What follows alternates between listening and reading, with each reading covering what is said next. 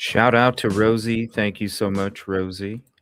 Evil Buddy and Evil Kitty showing up. What's up? We all love you. Thank you for joining the show. We got some interesting stuff for you tonight, too. I told you all last stream we would. And actually, when it comes to Dr. Brent Turvey, the conversation that we're going to be checking out tonight is very interesting. It's dealing with like the crime scene investigation myths and limitations. And when you're listening to, he has a guest on too, and they're both in forensics. It's a great conversation, and you can like listen to the conversation and take key points away from it and truly apply it to the Idaho 4 case. It kind of gives you an idea of what we would have been hearing if there would have been a trial, and it sucks that there wasn't. It really sucks. Thank you all for hopping in. Appreciate you very much. Hopefully you're staying warm. It is still cold as hell. I think I woke up to like 10 degrees this morning. It was ridiculous. And safe too, because a lot of this winter storm has not passed a lot of us, unfortunately, but hopefully we're heading towards warmer temperatures. Now, I want to ask you all a question. Has any of you seen this? Has anybody seen this video? Proof 1122 victim was a confidential informant. Now, when it comes to this topic, it goes right along with what I've been saying from the beginning. I've always felt that Kaylee was the target. You know, the other video I dropped a couple days ago when Rosie and I were having a conversation, I kind of described how Kaylee was the target. I described how the scenario went down to make it appear like there was a second weapon and also appear that it was a staged crime scene. I really don't think it was staged or posed, and I really don't think it was a second weapon. I hate to be this graphic, but it's like I said before, it's this person targeted Kaylee. This person didn't want Kaylee to be pretty anymore. It goes right along with the stuff that people were reaching out to us just a few weeks after the crime when we were covering the case. And they were telling us that her face was like this and it went like that. I mean, all of this stuff the drugs, all of this stuff that we've heard from the beginning, it's turning out to be true with all these documents that have come out. So, when it comes to this audio, you heard it, Yoli? Is it not crazy? When it comes to this audio, does it not line up with the FBI agents that were there? Remember, 50 to 60 FBI agents were out there prior to the crime happening? Remember that from the very beginning? The very beginning. 50 to 60 FBI agents were out there prior to the crime taking place. Isn't it kind of crazy? Now we hear one of the victims was a C.I. I can tell you more over here. And then it cuts off. Crazy how it's redacted before that a couple times too, right? Right? Because Lanier's getting the lowdown. Lanier don't even know what the hell's going on. Oh, it was that gray house up there? It was that gray house? Oh, I don't even know any of the names of the victims. I don't... Huh? Lanier was getting the lowdown in that body cam. That body cam was only 4 minutes and 36 seconds? You know what I'm saying? But they left out. Remember the other body cam when we heard the secret conversation between the DoorDash driver and the officer? And we're like, whoa, hold on, what? Yeah, same thing with this video.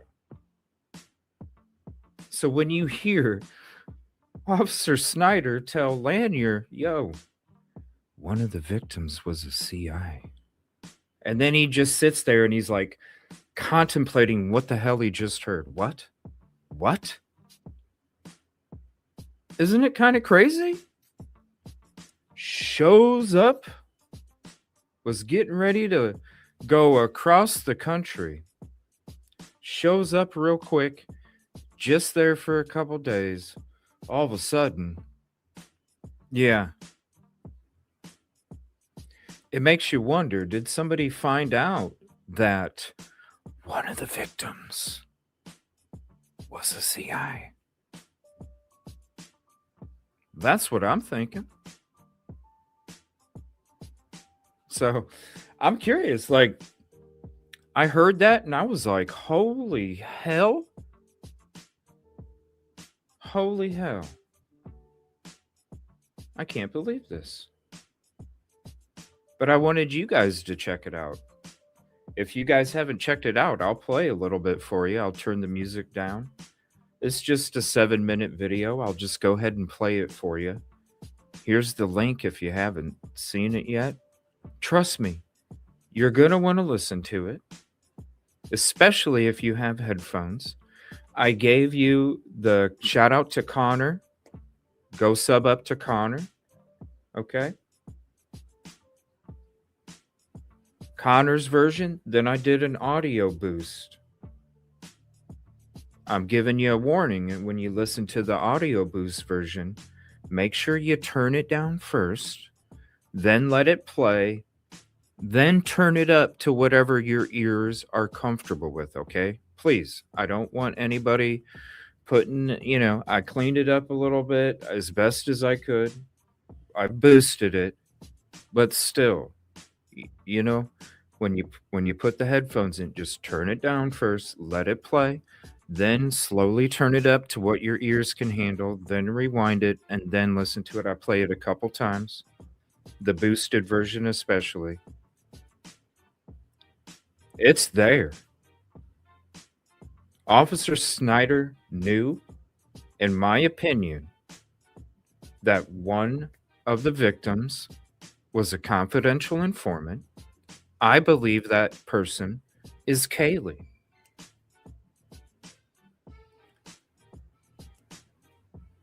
I mean, when you think about the crime, right? When you really think about the crime, you think about the agents out there prior. You think about Kaylee just showing up for a couple days. You think about where the crime started. You think about the injuries to what person? Broken nose, broken teeth, pretty much unrecognizable.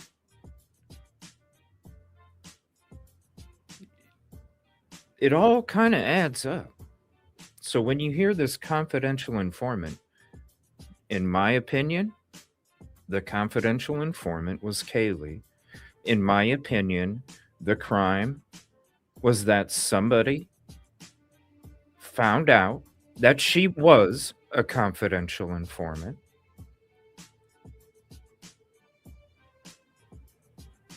Did you tell Adam?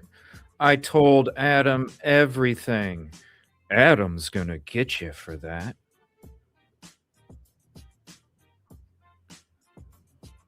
Maddie was so drunk.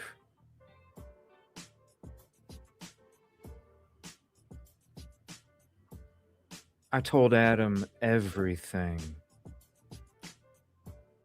Did you tell Adam that I was a confidential informant?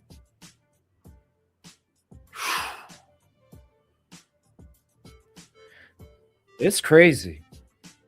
It just opens up so many more questions. What's up, AR? How you doing, bro? I'm glad to see you. Glad to see you, buddy. It just makes you wonder.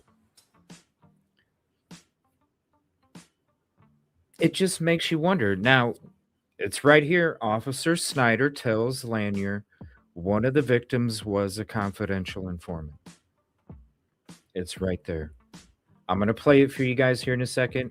If you haven't seen the video, again, here's the link. I'm going to play it for you guys. I'm going to shut the music down.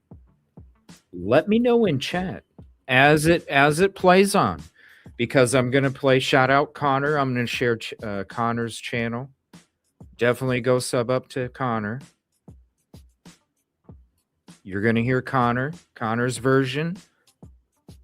All I did was boost it. You hear Connor's version? It's the exact same. I just boosted the audio and I cleaned it up a little bit, okay? Now, I want you to tell me, because I know what I heard. I know what I heard, and I know how it lines up with everything that I've said this whole time. Even the video from a couple days ago about how the crime actually happened to Kaylee and how it made it appear it was posed and a second weapon, which those are neither. And nobody wore booties. Because if somebody's wearing booties, committing that crime, doing all those quick turns on linoleum floor, their ass was falling. They're falling. And Xana's making it into her room and shutting the door. The person didn't have booties on. They didn't. All right, so I'm going to play this for you. There's the link. This is like a 7-minute video. I'm going to go ahead and mute it. This will be when I'm talking, it will be me on the video. Reach out to me, AR. I'd like to hit you up, buddy. But I'm going to play this video at 7 minutes and 41 seconds. I want you to tell me as each one's playing. Let me know if you hear it. So this is what's going to happen, okay? You're going to hear Lanier. Lanier's going to start getting the lowdown. He's going to say, I don't know the names of the victims. All right. Then start, because you're going to hear Officer Snyder go, one of the victims is a C.I., was a C.I. And then Lanier's going to stand there for a second and go. And then Officer Snyder is going to go, I can tell you more over here. And then the body cam shuts off. I would love to know what was redacted on this body cam that Lanier was getting told from Officer Snyder. Because Officer Snyder seems to know a hell of a lot when it comes to these victims. Lanier doesn't even know damn near what house it is. Oh, trust me, Christine. I've looked at them.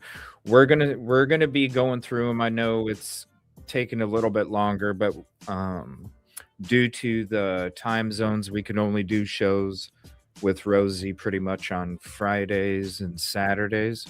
So we kind of, and I want to make sure that Rosie's with us when we go through the crime scene photos because of her forensics background. So we will be doing an episode, I believe, tomorrow night, by the way. So we'll probably be going through some of those, the autopsy report versus the crime scene photo series that we started. But we're going to learn more about forensics tonight when we listen to Dr. Brent Turvey's talk show he has. And I don't think y'all even know about it. I'm going to share it with you guys tonight. You're going to love it. Trust me. Great conversations. It's his own YouTube channel. He only has like 150, 160 subs. So I really encourage you to go show Dr. Brent Turvey some love over at his channel. But trust me, we'll be checking that out here in a little bit. All right. This is the audio. Remember, Lanier says, I don't know the names of the victims. And then Snyder, one of the victims was a C.I. And then Lanier stares off into space, contemplating what the hell he just heard. And then, Snyder, I can tell you more over here. Body cam cuts off. All right, here we go. Let me pull this up real quick. Sorry about that. All right, so this is the video from earlier. Definitely go check it out. Please drop a like on that one and share it out because I don't think many people know about this, honestly. This right here really solidifies to me what I've thought the whole time. Kaylee was the target, and this right here, I think, was the reason why the crime took place. Confidential informant. Somebody found out. That is one reason why you do the crime that you do that happened at 11:22. Let's be honest. All right, here we go. This is the video from earlier. These will be both body cams, and this kind of me explaining what the hell's going on. And let me know in chat what you think. Thank you all for being here. I appreciate you very much. And here we go. Check this out.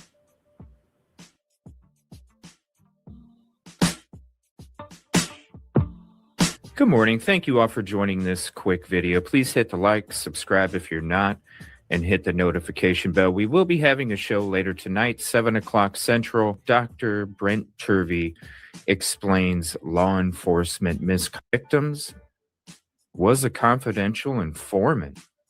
I'm going to play this body cam for you. Let me know what you think, and then come on back in tonight for the show. And let me know what you think then. Do you hear one of the victims was a C.I.? Now, this video is from the YouTube channel Connor, and the title that was posted, Idaho 4 Body Cam, OFC Snyder Part 5, 11/13/2022. I'm going to play the original version that Connor uploaded, and then I'm going to play an audio boost version that I made, and then I'll play it over and over and over a few times. Do you hear the same thing? I hear it. I hear one of the victims was a C.I. You're going to have headphones, though. Let me know what you think in the comment section. Again, please hit the like, subscribe if you're not, and hit that notification bell. And come on back for tonight's show, 7 o'clock Central. First, we're going to check out Connor's version. This is the title. This is the video. Again, I'll have both links in the description for you to click on as well. I'm going to show you this version first, then I'm going to show you the audio boost version. So the whole video is 4 minutes and 35 seconds. We're going to get to the part 352 on Connor's version that they uploaded of Idaho 4 Body Cam, Officer Snyder, Part 5, 11/13/2022. Here we go. That one. It's the one on the other side, right? The gray one. How many people live in there? A bunch. There was a party last night at that house. But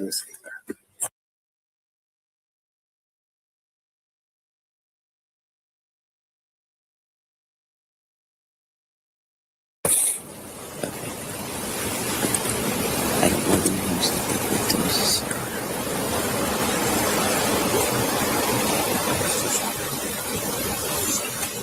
I can tell you more over here if you want. So as you've seen and you heard this and you hear, one of the victims was a C.I. Lanier kind of looks off into the distance and just is contemplating, did I just hear what I just heard? And all of these things are just rushing through his mind at that point. I'm going to play it one more time. Again, this is Connor's version. We'll play it one more time so you can hear that. Then I'll play you the audio boost. That's the one on the other side, right? The gray one. How many people live in there? A bunch. There was a party last night too. At that house. But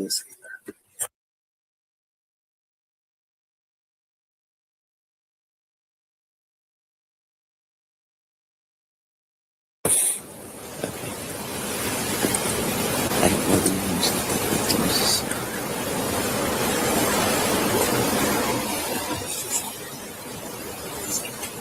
I can tell you more over here if you want. One of them was a C.I. All right, so that was Connor's version. Now we're going to switch to my CJ Boost version. The audio is quite louder, a little cleaned up, so precaution just in case. Have your volume set a little lower as you start to listen to it, and then slowly raise it to whatever your ears are able to handle. Let me know what you think in the comment. Come on back tonight, 7 p.m. Central Live, and we'll discuss this even more. Let me know what you think. The one on the other side, right, the gray one. How many people live in there? A bunch. There's a party last night at that house. But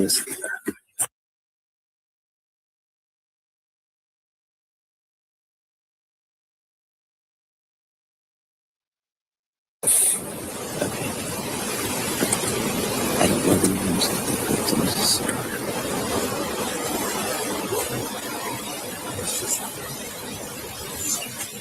I can tell you more over here if you want. The one on the other side, right, the gray one. How many people live in there? A bunch.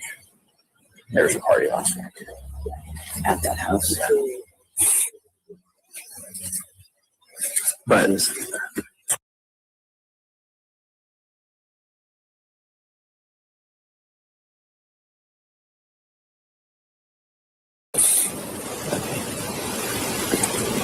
I don't know the names of the victims.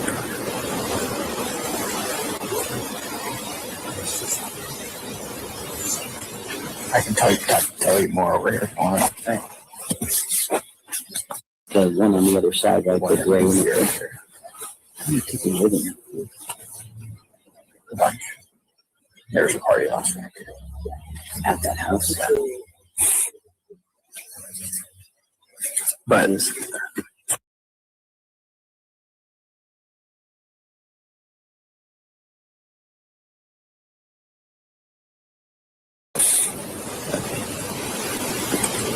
I don't know the names of the victims.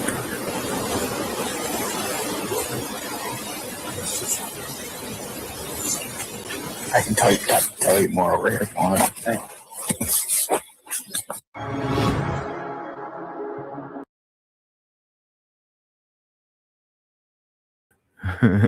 Isn't that interesting? I could tell you over here. So you see what I'm saying? So as soon as he says, I don't know any of the victims' names. As soon as he gets done saying that, Officer Snyder, one of the victims was a C.I. It is. So there's the proof. Also, here's the video. This is kind of, like I was talking about earlier. I went through it. Me and Rosie did our show last weekend. And this is how I think they stalked, targeted, and took out Kaylee, not Pose. Stalking to strike. Now, when it comes to this whole C.I. thing, I just think it just adds to it even more. And to me, because that's one of the biggest questions was like, you're going to do all of this for one person? Like all of that for one person? It just never made sense. And we always question, what was the motive for this? Well, I believe we found the motive. It's because I believe somebody found out that she was a confidential informant. And, as they say, what did they say themselves? Snitches get stitches. Remember that comment? What's up, Steve-O? Remember that comment? Snitches get stitches. What do you need stitches from? A blade.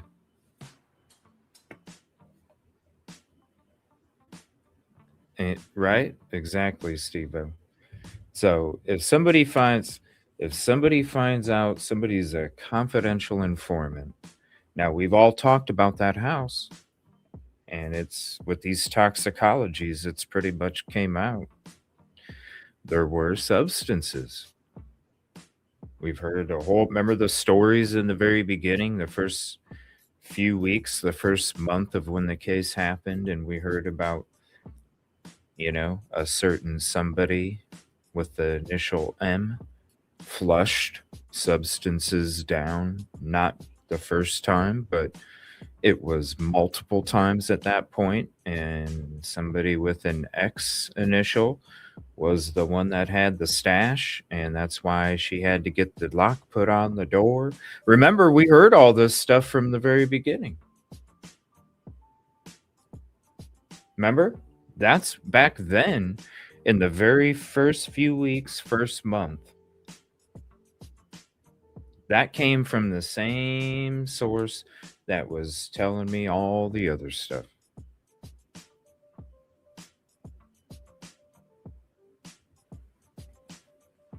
So you never know.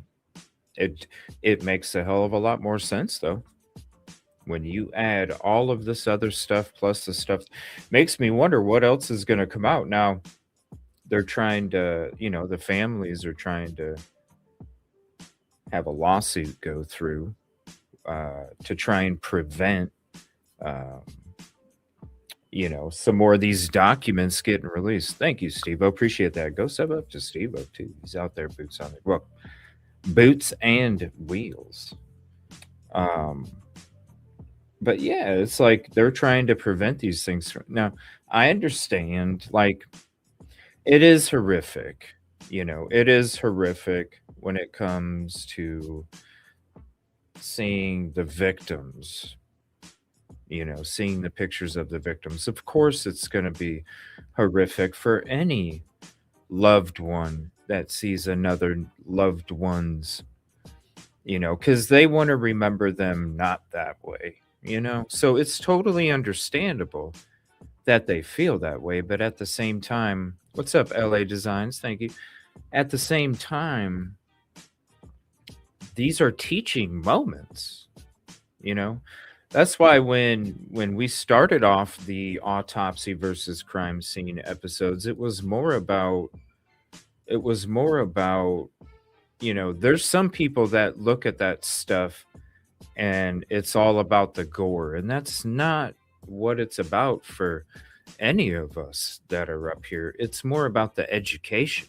It's more about the science. It's more about it's a deeper level than that. It's not about what's on the surface. It's not about what's on the surface. And I can tell you right now, I would want to be able to look into things if it was somebody that was in my life too. I would want to look at that as well. What's up, Maria? But that's just me. But I can understand it. But to block certain things, it's a dangerous time right now. Yeah, curiosity as to everything they hid. Exactly. I'm curious about, there's so many more things, and I gotta say thank you, because we've always wondered and we always wanted to. It's a shame that we're not going to be able to see this trial take place, because that was one of the, I think all of everything needed to be out in the open, especially when you hear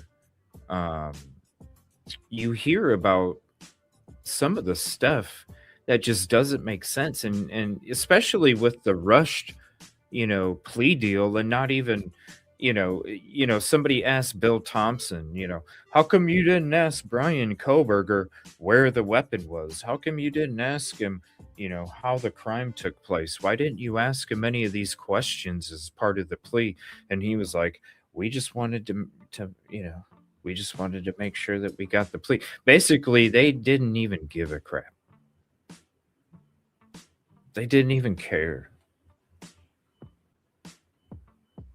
And they were worried.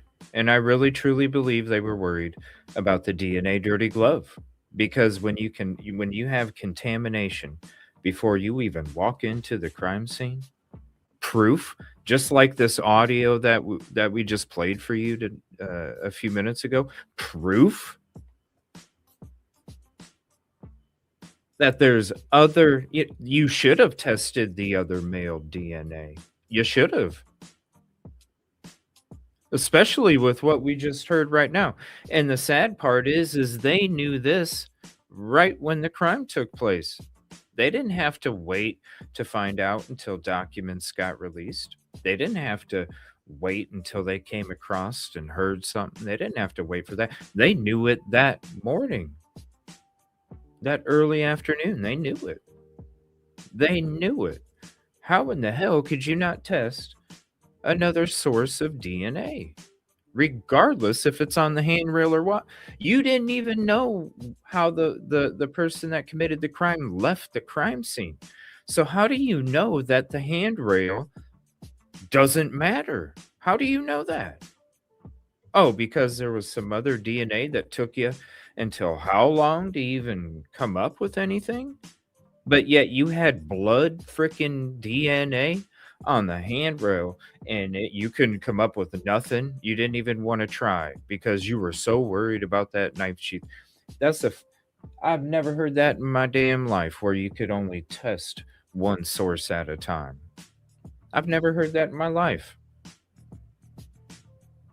Never heard that. It would have been nice to see the trial, but it is nice to be able to have these I mean, there's so many of them, the interviews, the photos, the documents. There's so much to it. There's so much to it.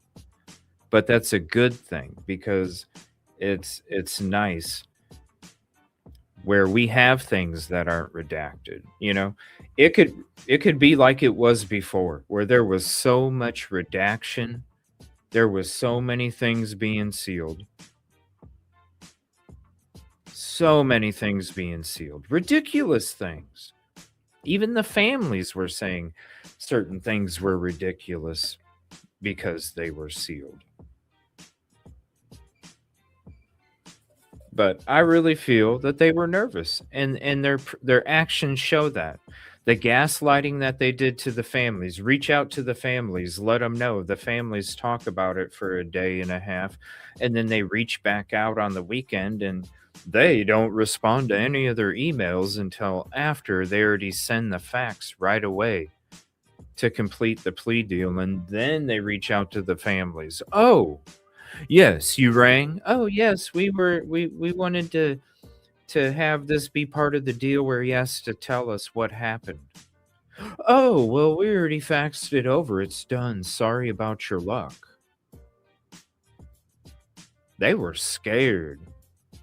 They were scared. And when you hear what Dr. Brent Turvey has to say, especially about listen, this is January of 2022, I believe, when this episode took place. This was 10 months before the crime at 11/22 took place, and you're going to hear some really great information from Dr. Brent Turvey about the facts versus the fiction, the myths versus the limitations when it comes to crime scene investigation. And not only crime scene investigation, but what happens in a court of law, not only on the stand, but also what happens when it comes to defense experts and prosecution experts.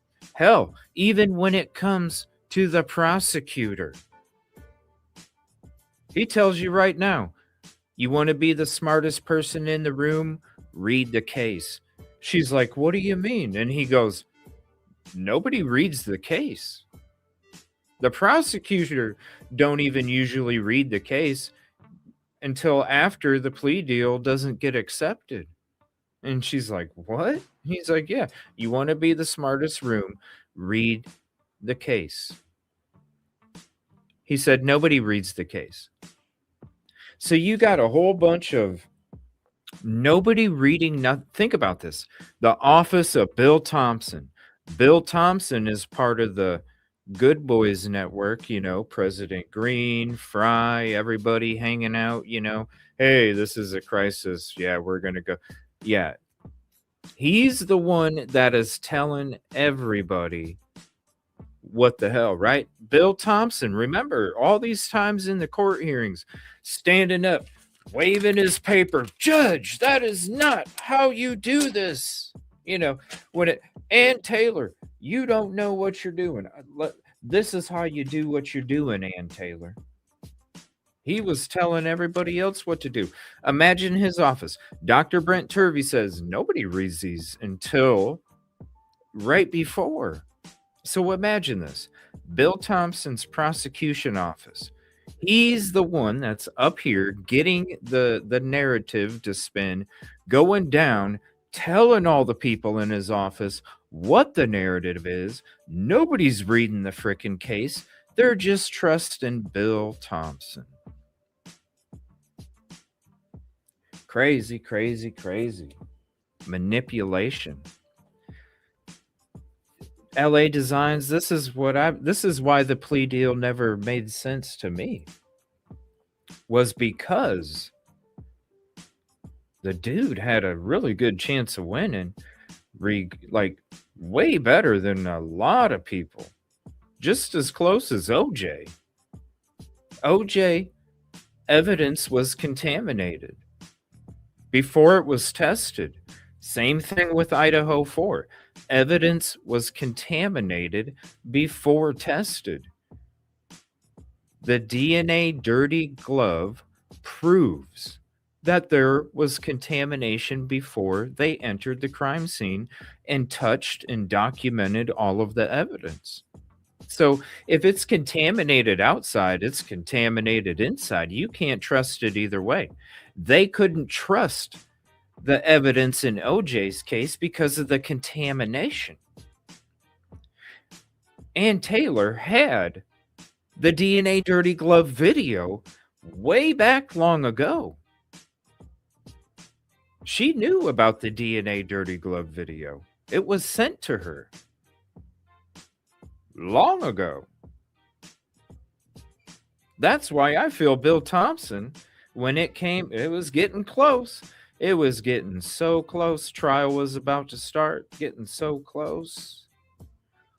And then all of a sudden, especially, this is why what you're going to hear from Dr. Brent Turvey is such a gem tonight for you all. Because you're going to hear this stuff and you're going to apply it to everything that we've talked about in the past, everything that I'm bringing up tonight. And you're going to go, damn, this was so coordinated. So coordinated. They were scared. I guarantee you, if it wasn't for that DNA dirty glove, listen, somebody can argue that it was done with 2 weapons. Somebody can argue that only 2 people could have handled Xana and Ethan at the same time. But I've already explained all that. I've already explained how it isn't that. And so when both are explainable, that leaves room for interpretation either way. But what doesn't leave room for interpretation is contamination. Because if you see contamination, it's contaminated. There is no, oh, I see contamination and it's not there is that. That does not exist. If you see it, it always exists. There is no, yeah, no, there's no, there's no either sides. It is. So the DNA dirty glove, I'm not even going to play it for you. I'll share the link with it with you guys, and then I'll just show you the part of the video that shows exactly what I'm talking about, so you can see what I'm saying. So this is, hold on, let me switch to this. Whoops, hold on. There we go. Okay, nope, that's not what I want to share. Okay, this one right here. Now, see, you can see this lady right here. This lady right here has the same haircut as the DNA dirty glove lady. She's the one with the camera. Her partner is standing right behind her. She's the one with the short brown hair. She's the one, her partner is the one that steps on the glove and squishes it a few times. This is the lady right here with the funky hairdo that tells her partner about the DNA dirty glove, picks it up anyway, throws it in a bag, doesn't take the glove that picked up the DNA dirty glove off, contamination, and then continues to pick up all of her equipment and cycle through everything and try it on before she goes into the crime scene. So you got that right there. Then you can see right there, you can see that glove right there. And here's the link to the video. You can click on it, save it to your save or watch later or whatever, and come on back because I'm going to leave it here for about 30 seconds. You can see exactly what I'm talking about. The DNA dirty glove. This video right here shows the video inside the crime scene and shows the video right here of them pulling up, getting out of the vehicle. The glove falls out of the ground. Her partner steps on it, twists and shout a couple times. The other lady picks it up, tosses it in a bag, doesn't take off the dirty gloves, continues to grab more gloves from the box, stuff them in her pocket, and then pull out all of her equipment to test it on before she goes into the crime scene to document and touch all of the evidence. Not happening. It's not happening. All right. So this is, and let me share this with you guys. This is Brent Turvey, Dr. Brent Turvey. Hold on one second. I have to get the link.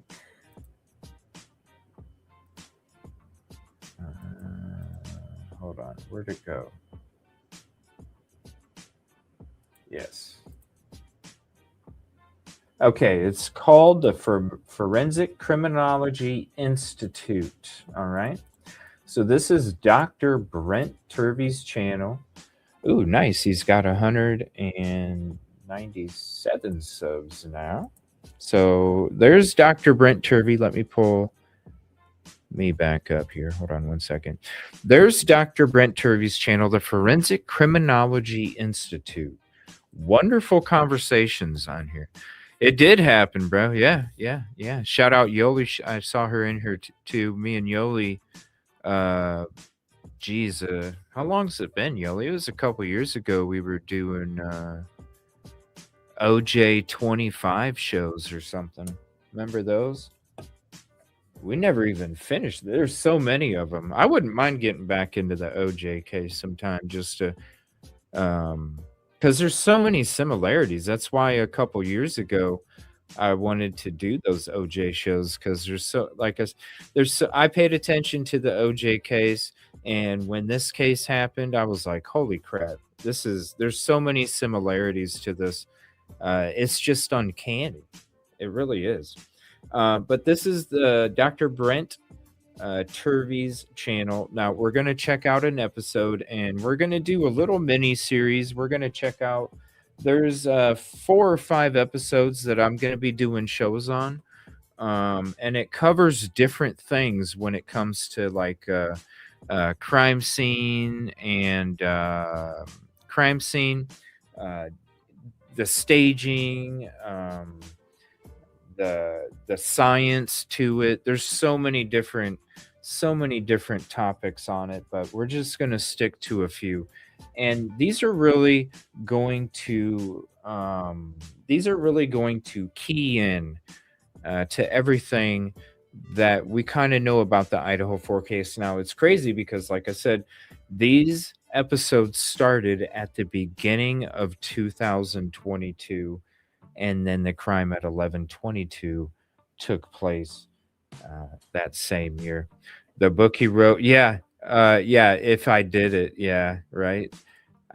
In OJ, they had an officer. Yep, yeah, he was. like he was serving a pizza, Yoli, right? He had his he had his stuff on there, his shoes, like he was serving a pizza and laid it right in the back seat, right on camera. Isn't it kind of, you see what I'm saying? There's so many uncanny similarities. The DNA dirty glove, you see the DNA dirty glove all over, and on video, just like you saw the manila folder shoes on a pizza plate, on camera. You see the DNA dirty glove on camera. Oh yeah. Now we got this audio that one of the victims was an informant, confidential. This is crazy. It's just crazy. It's just, to me right there, that explains the whole crime. It explains everything. Somebody found out she was a confidential informant. That audio explains it all. Definitely check it out. Let me know what you think. How many of you guys heard the audio? And let me know if you've heard the audio, and let me know if you heard Officer Snyder tell Lanier that one of the victims was a confidential informant. All right, let's go to this episode. Now, this is, again, this is the facts versus the fiction, the myths and the limitations of crime scene investigation. And it's really eerie, the things that the dude is saying. Really eerie, the things that the dude is saying in this video. C.I. is a confidential informant, a snitch, a rat.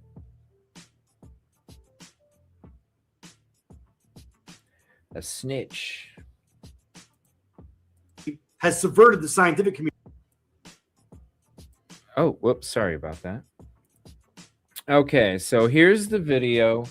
It's The Hard Truth is the podcast. Now, it is, isn't it? Oh, you missed it, LA?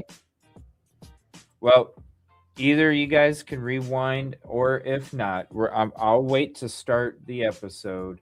Here, let me share. I'll share the link. I'll share the link to that video, or you can just go to my video tabs, and then it's the video that says proof 1122 victim was a confidential informant.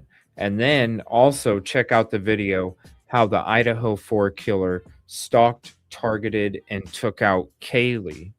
I give you a rundown of how the killing went down when it comes to Kaylee and Maddie and pretty much the rest of the house, but specifically Kaylee. I let you know why I feel she was targeted. And this right now, I'm sorry, to me, somebody found out she was a confidential informant, and snitches get stitches. She said it herself. She said it herself. The families said that they've said it before. I mean, and then we think about, Emma and Demetrius, how they were facing 15 to 25. Remember? January, February of 2023, they were facing like 15 to 25, something like that. And then all of a sudden, everything disappeared, didn't it? Man, I need to go visit some of our old shows back then. There's a lot of shit we said. All right. So we're going to get into this. This is Dr. Brent Turvey. Let me see. Let me make sure I got the banner set. No, I don't. Hold on. So the Forensic Criminology Institute, and this is such a great conversation. I'm so thankful that they have this on there, because this is some knowledge here. All right, let me get rid of that. All right, we'll save that. We'll throw that up there. Whoa, that's... what the hell? That's weird. Here, how about we do this? There we go. So that way you guys can see it better. And then that is really weird. Why is it so big? I don't understand that. I apologize. Maybe I gotta add some more words to it. Apparently not. Okay.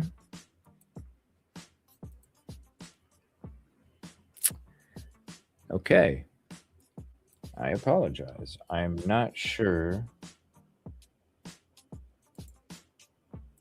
what is going on. Let me try this.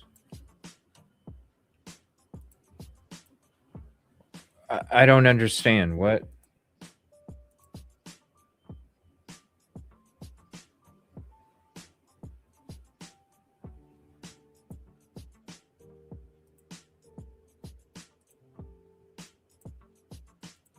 I apologize. I don't know why it's StreamYard is so oh, I apologize. I don't okay. Keep getting a black screen at first. It might be StreamYard. People were saying because StreamYard is coming up with updates every couple days and it's for stupid stuff nobody's even going to use. Like, hey, guess what? You can send all your panel members a greeting card.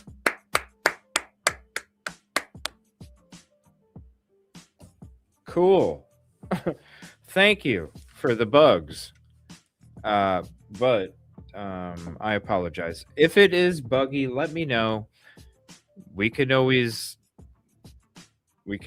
watch this tomorrow night. Maybe it'll get better. I don't know. If it is buggy, let me know. Black screen. All right. Hopefully it's not.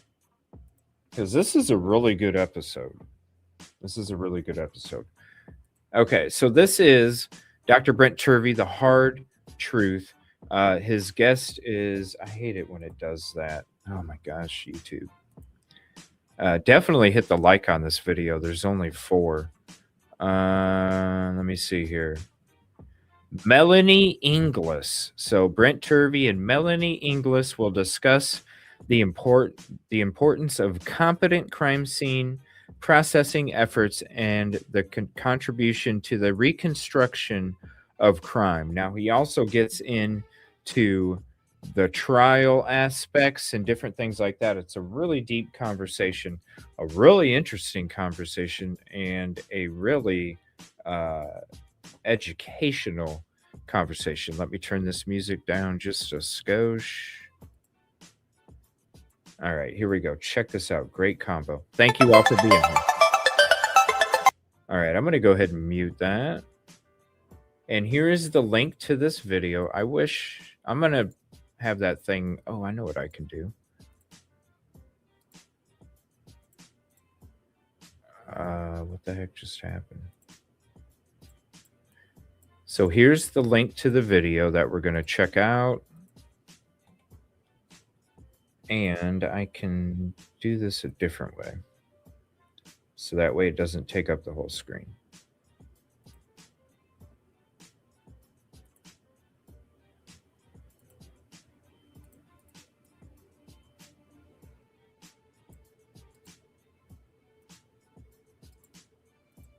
Here we go.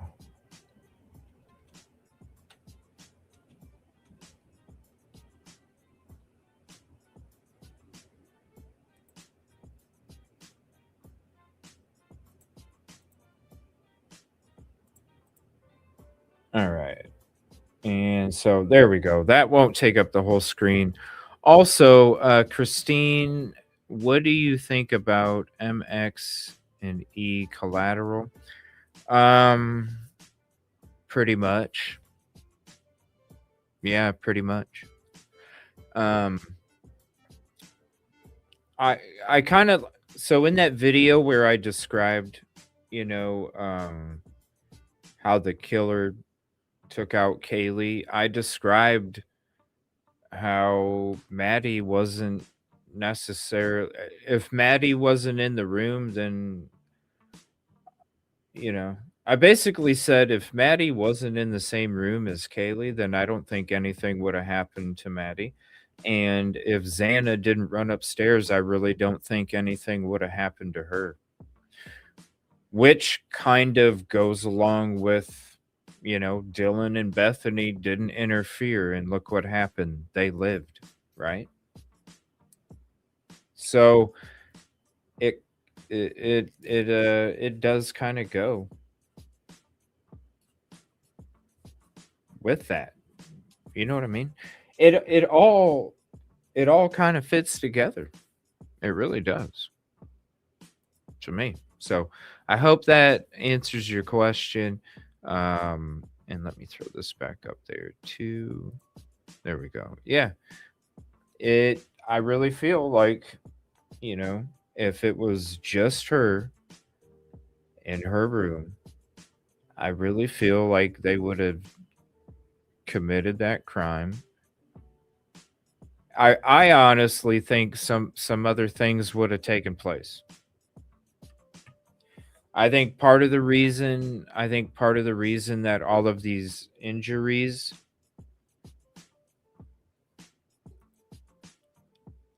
took place, let me just say this. I think part of the reason that the injuries took place to Kaylee on her face was because there wasn't any sexual gratification that was able to take place.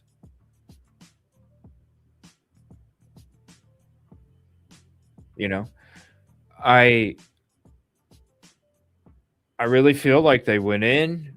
It was still kind of quiet when they were taking care of Maddie. I know there's a video out there where somebody is assuming that it's Maddie, but I really feel like it's kind of like the rundown that I did. Like, the person stalked Kaylee that night. They saw Maddie was that intoxicated, and they knew when the killer probably felt like they were still going to go into separate rooms. Okay. But once they were driving around and they saw only one light being lit and the other one was dark the whole time, I'm telling you right now, I was there. You could literally watch the girls walking around in the room together, wide open view. They wouldn't be able to see you. You could see everything. You could see everything that's going on in that room. I could sit there. I could see the killer sitting there going, "Hey, she's really intoxicated. I'm just gonna have to hit her a couple times real quick, and then I can move on to who I'm really after." She's not going to be that much of a fight because of how much she's intoxicated, and then you add falling asleep in that mix. When you're that intoxicated and you fall asleep into a deep sleep, like a deep sleep. So, that's why I said the person in my opinion, went in there, pushed her down so she wouldn't get up, hit her a couple times, and then moved. And that's what kind of woke up Kaylee. But she wasn't there wasn't a lot of noise.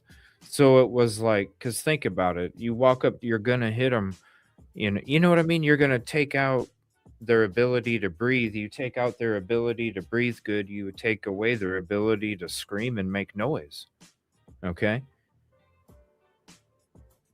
Then you can start hitting other places. That's why I'm saying I don't even think Kaylee woke up like that. I think she kind of struggled was groggy at first and didn't know what the hell was going on. And then all of a sudden there's stuff going on in front of her eyes when she finally got focused.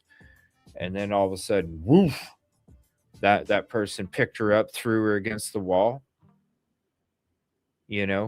made her watch and see and listen. He probably said a whole bunch of stuff to her, made her look at him.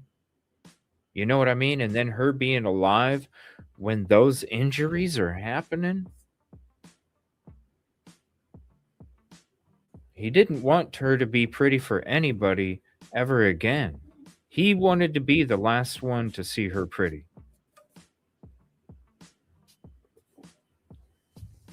So I really feel like if nobody interfered and if they were Dylan and Bethany, I'll put it like that.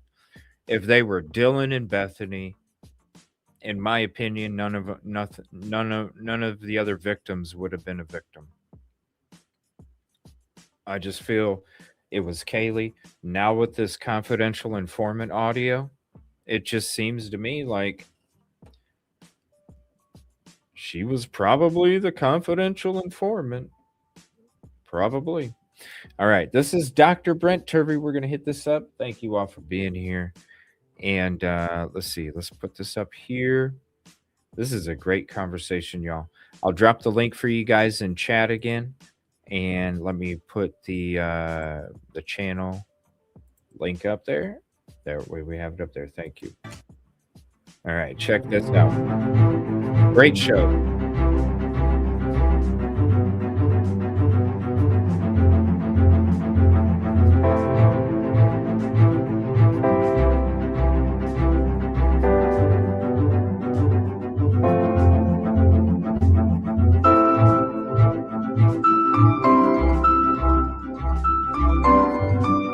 All right, that's going to get me in trouble, but it's got Brent E. Turvey, forensic criminologist, and then Melanie Inglis.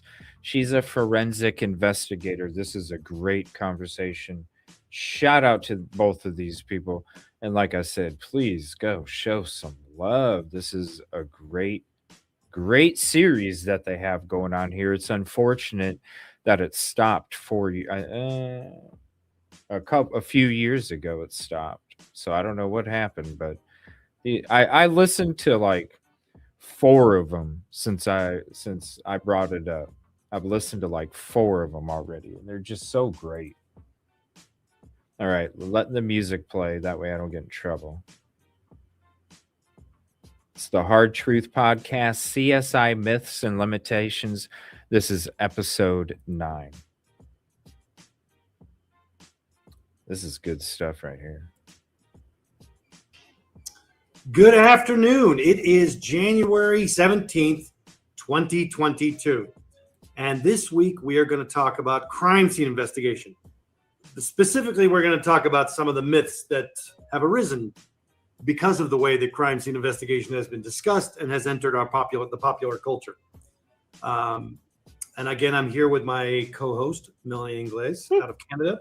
A fantastic forensic investigator who has recently taken a position, full disclosure, with my company as an affiliate crime analyst. How does it feel? Tell me, how does it feel? Feels good.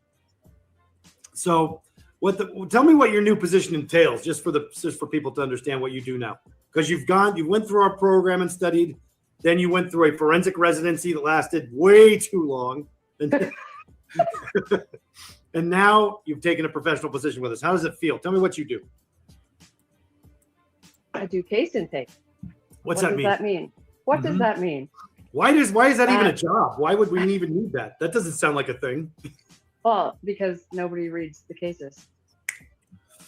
And you've come out shooting, which is actually a pretty important thing.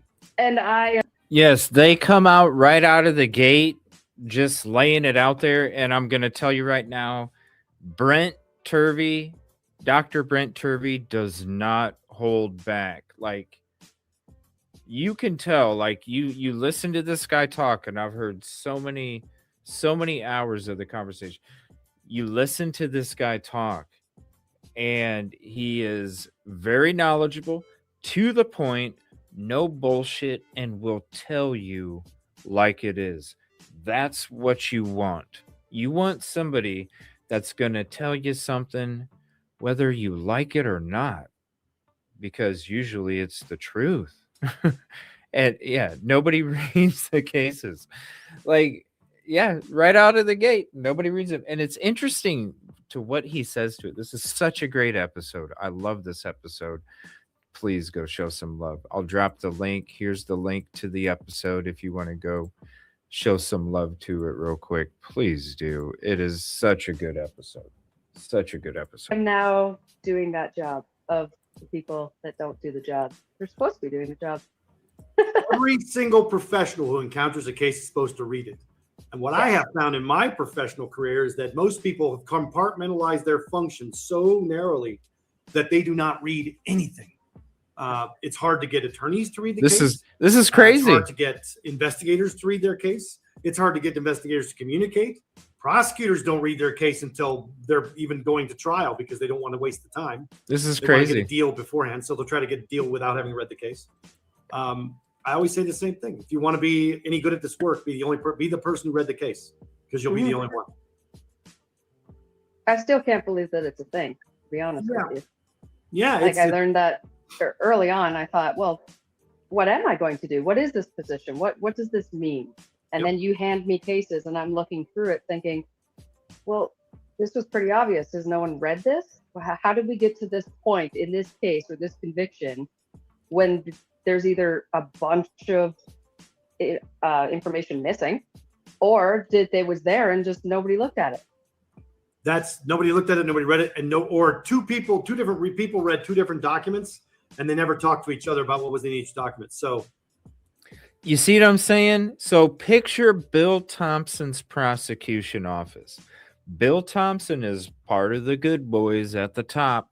He's in the meetings with all the higher ups, with all the different agencies. And so then he goes back to his prosecution office. And then the people are reading different documents, not even the same one. Don't even read them. So he's able to go, guess what? He probably didn't even read them. Now the judge is, I think that's why Judge John Judge went kind of loony there at the end, looking like he was like looking at streamers floating in the sky half the time.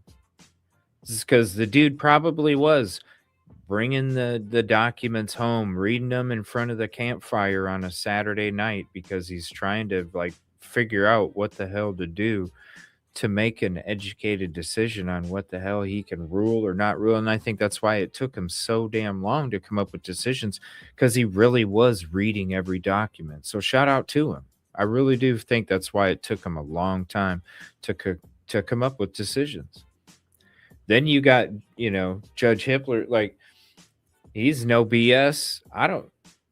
Did he read them? I don't know. Things happened really quick. You know what I mean? Things happened really quick. Maybe he had somebody else read them. I don't know. But things did happen pretty quick. I'm not saying he didn't read the stuff or he wasn't informed. I'm just saying you look at the differences of, look at all these documents right now. Like, we're sitting here going, damn, this is a lot to catch up. There's so many, and they just keep coming. And think about it. 2,000 and some photos. You know what I mean?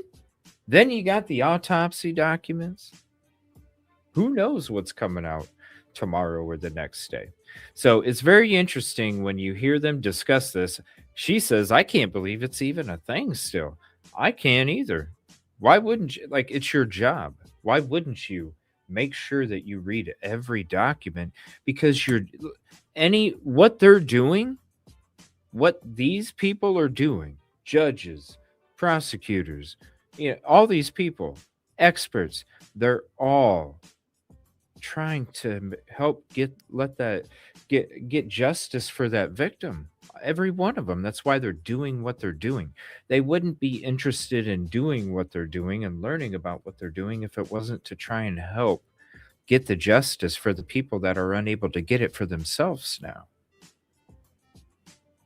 It's crazy. I can imagine Bill Thompson going back there. This is what happened. Da da da da da da da. Just like he's in court. This is how it goes. And everybody's like, yes, sir. Yes, sir. Because they all think he's God. I bet they all think that. Evidence that didn't get collected. Evidence that didn't get tested. Witness. Oh, hold on. Let me rewind it just in case we missed. If I cut it off before he said something here. All right. So let's rewind it to here. Who read the case? Because you'll be the only one. I still can't believe that it's a thing, to be honest with you. Yeah. Like I learned that early on. I thought, well, what am I going to do? What is this position? What does this mean? And then you hand me cases and I'm looking through it thinking, well, this was pretty obvious. Has no one read this? How did we get to this point in this case or this conviction when there's either a bunch of information missing, or they was there and just nobody looked at it? That's nobody looked at it, nobody read it, and two different people read two different documents, and they never talked to each other about what was in each document. So that's what they did, Busby. Evidence that didn't get collected, evidence that didn't get tested, witnesses that didn't get interviewed. Listen to this. You hear this and you're like, damn, Idaho 4. Witnesses that didn't get interviewed. Blood, DNA, evidence that didn't get tested. Wait a minute. Really? Information all missing, Idaho. Or they was there and just nobody before looked at Idaho 4 took place. That's nobody looked at it, nobody read it, and two different people read two different documents. Think Idaho 4 right here. Each document. So think Idaho 4. Evidence that didn't get collected, evidence that didn't get tested, witnesses that didn't get interviewed, crime scenes that didn't get processed at all. Theories that don't match the evidence as it exists, and statements that are bold-faced lies. Case intake is about examining what you got and looking for the inconsistencies in what you have, what you don't have, and what can still be done, right? Yeah, I'm sorry about that. I don't know why. Hold on. What the hell?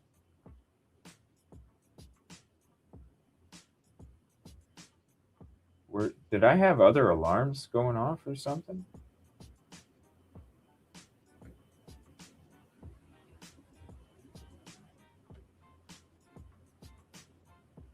Okay, I think that's it. Sorry about that. All right. So right, Yoli? Oh my God. Like I told you guys, this is such a gem. I couldn't wait to do a show tonight. Listen, I've been up. I didn't get any sleep last night. And I'm like, I can't. We got to do this because tonight, I'm telling you, this is such a good show. Oh, and I can't wait. We got more coming, and we got Rosie tomorrow night. It's going to be a great show.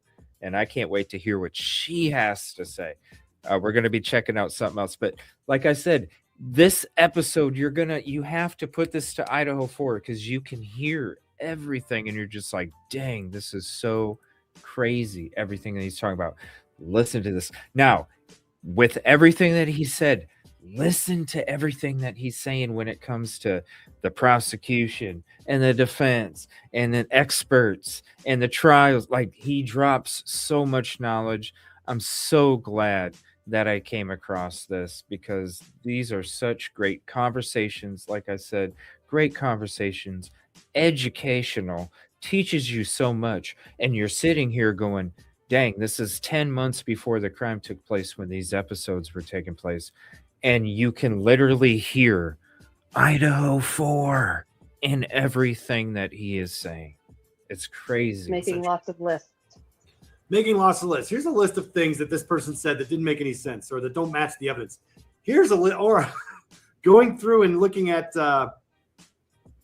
comparing a finding with a protocol. Like, you have this finding that you made? Did you do the protocol to make that finding, or did you just make that up? Idaho 4. Oh my God, this is such a great episode. Sometimes they just make it up.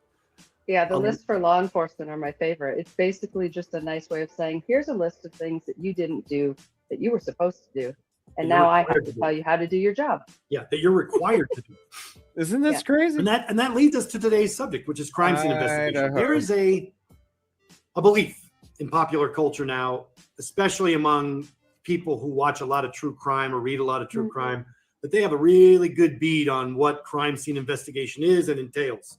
And that even they have an expert level understanding. We've entered this new age where anybody with a computer or a cell phone believes that they are an expert because they have access to Google. And it's even worse when those people work in the justice system and they step outside of their lane and start commenting on things that are not within their ability. I had that problem this week with a client. It was very distressing. So I think we see that more often than not these days. yeah, and it's about providing this cooling effect to the case and looking at it and going, okay, here's what science actually says, not what you believe based on what you watch on television. And that's our like I told you, he comes out and he's like, he just starts swinging, man. But this is why you got to love it. Trust me, I've listened to multiple episodes, so many different conversations.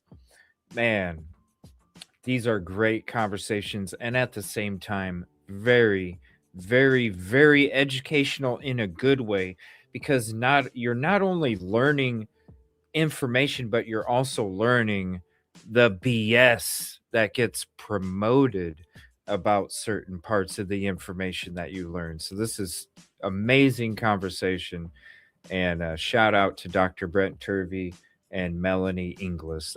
Great podcast. Our biggest problem, I guess, again and again, most people learn about history, culture, art, science, forensic science, and crime from movies and television. They don't learn from other people.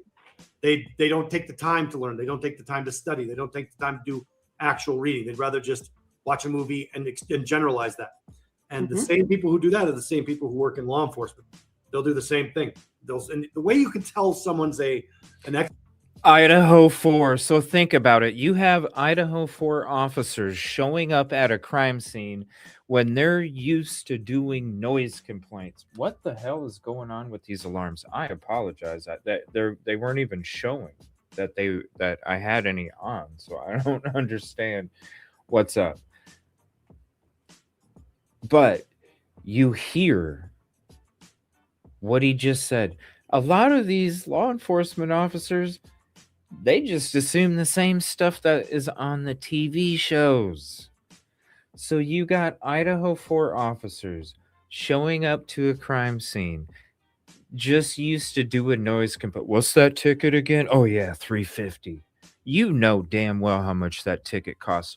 You use that excuse for everybody. Hey, what's that ticket again? What's that ticket going for? Oh yeah, $350. Yeah, we've heard it so many damn times. It's like a script that they say. But you got them showing up. Think about this. We said, remember, no booties on the feet, no personal protective equipment for half of them, and they're walking in that bloody mess. Why?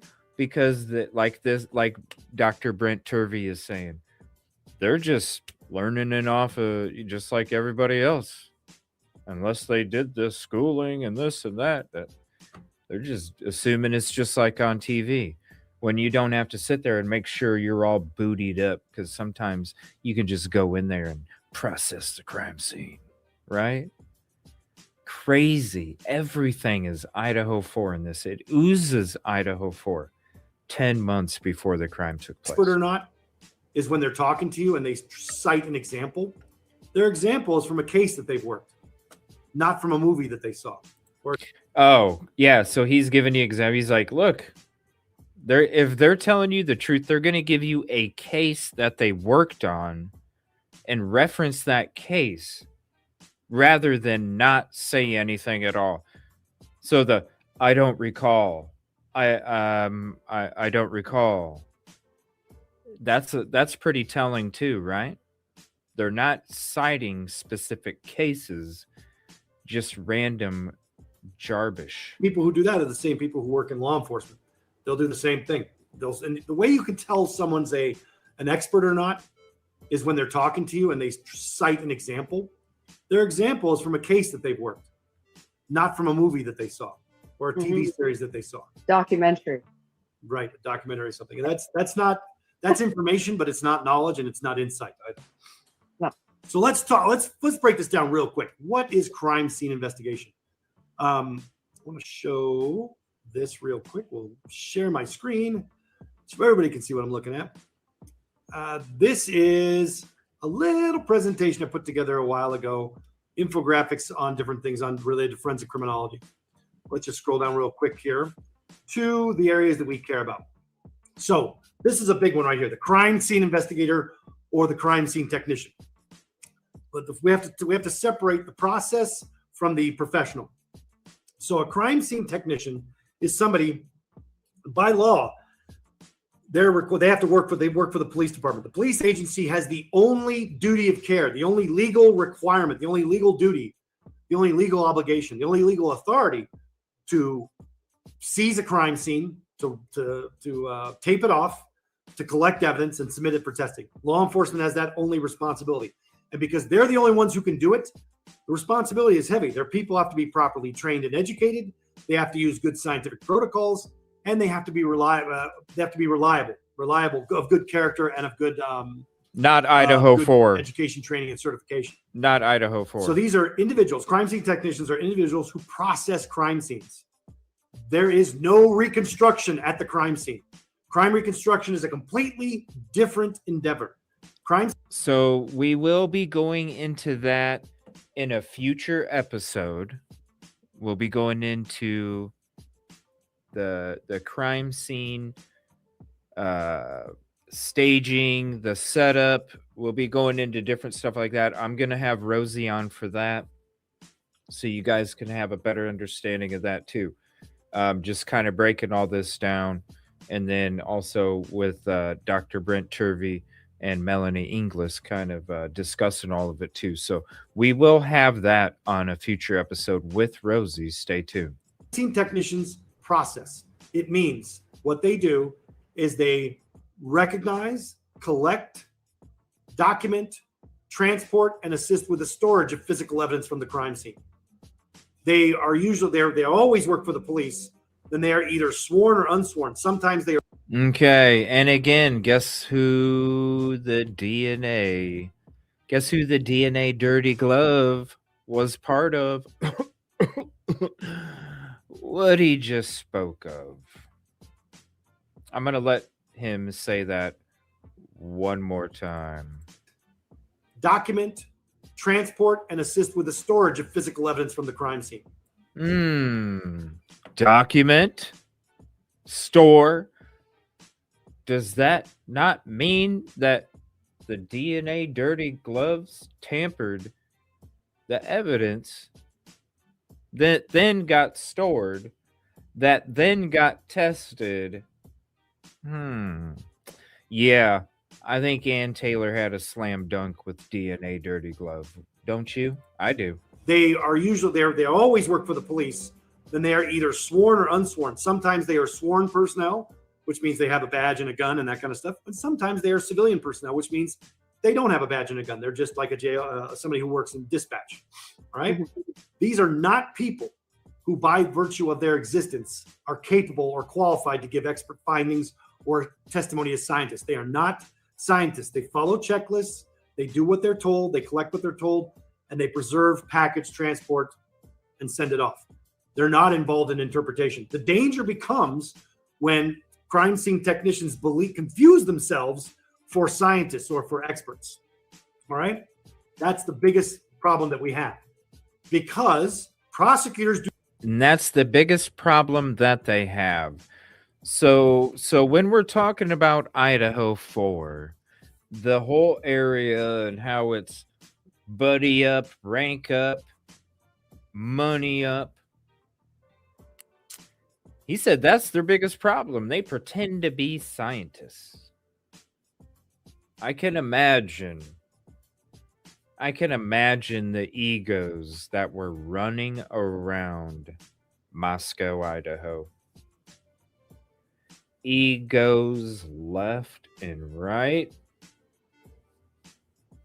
all the way down to the DNA dirty glove people. Egos. They are. I'm going to tell you right now, that's the he had such a good chance of winning, and that's why, look, you don't agree to a plea deal like that, and the only other way that you can even try and get some kind of movement or traction is a federal habeas petition. And even that, if you look at the requirements of that, he doesn't even meet those. It's just you don't take that kind of plea deal. You had the prosecution in the palm of your hands, man. You Do had them. not like scientists to testify because scientists introduce doubt, they introduce complication, they introduce different scenarios, they understand the limitations of the evidence, and they testify about it. A police technician does not understand those things, so they will speak in terms of certainty and absolutes that aren't earned, that don't exist in the real world. Prosecutors love that. They can control that narrative with the police officer.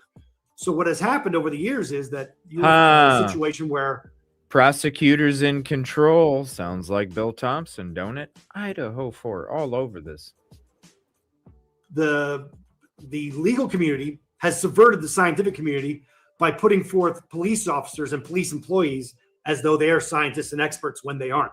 All you got to do to defeat that is to put a challenge to it. But most attorneys, even those working for the defense, are afraid to do that. They don't understand the evidence.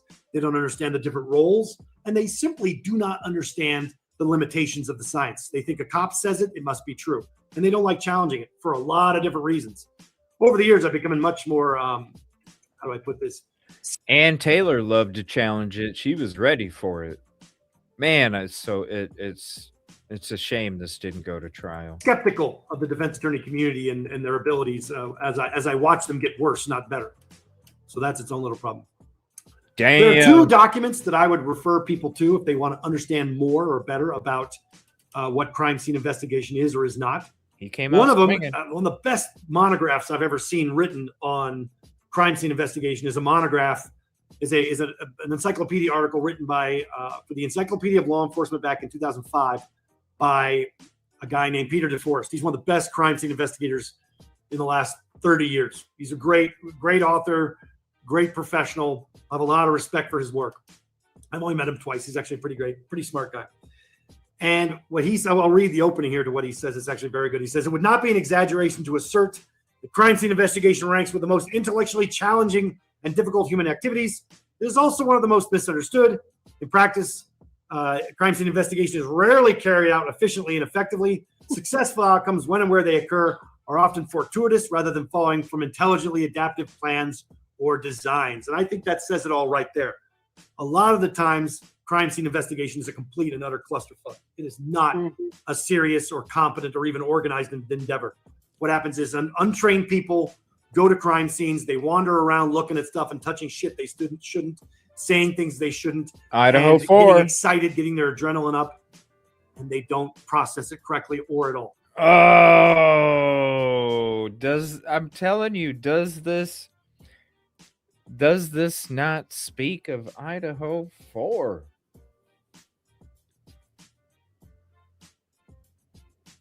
That's exactly what took place. They didn't process the crime scene.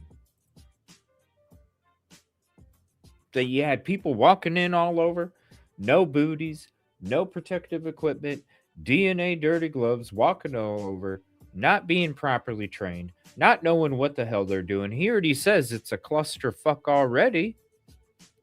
It's already a clusterfuck. It's already. This is 10 months before the crime took place. They just do it's usually I've yet to see a crime scene that was processed like perfectly. There's always going to be a mistake. That doesn't mean they don't, some agencies don't try. Some agencies are better than others.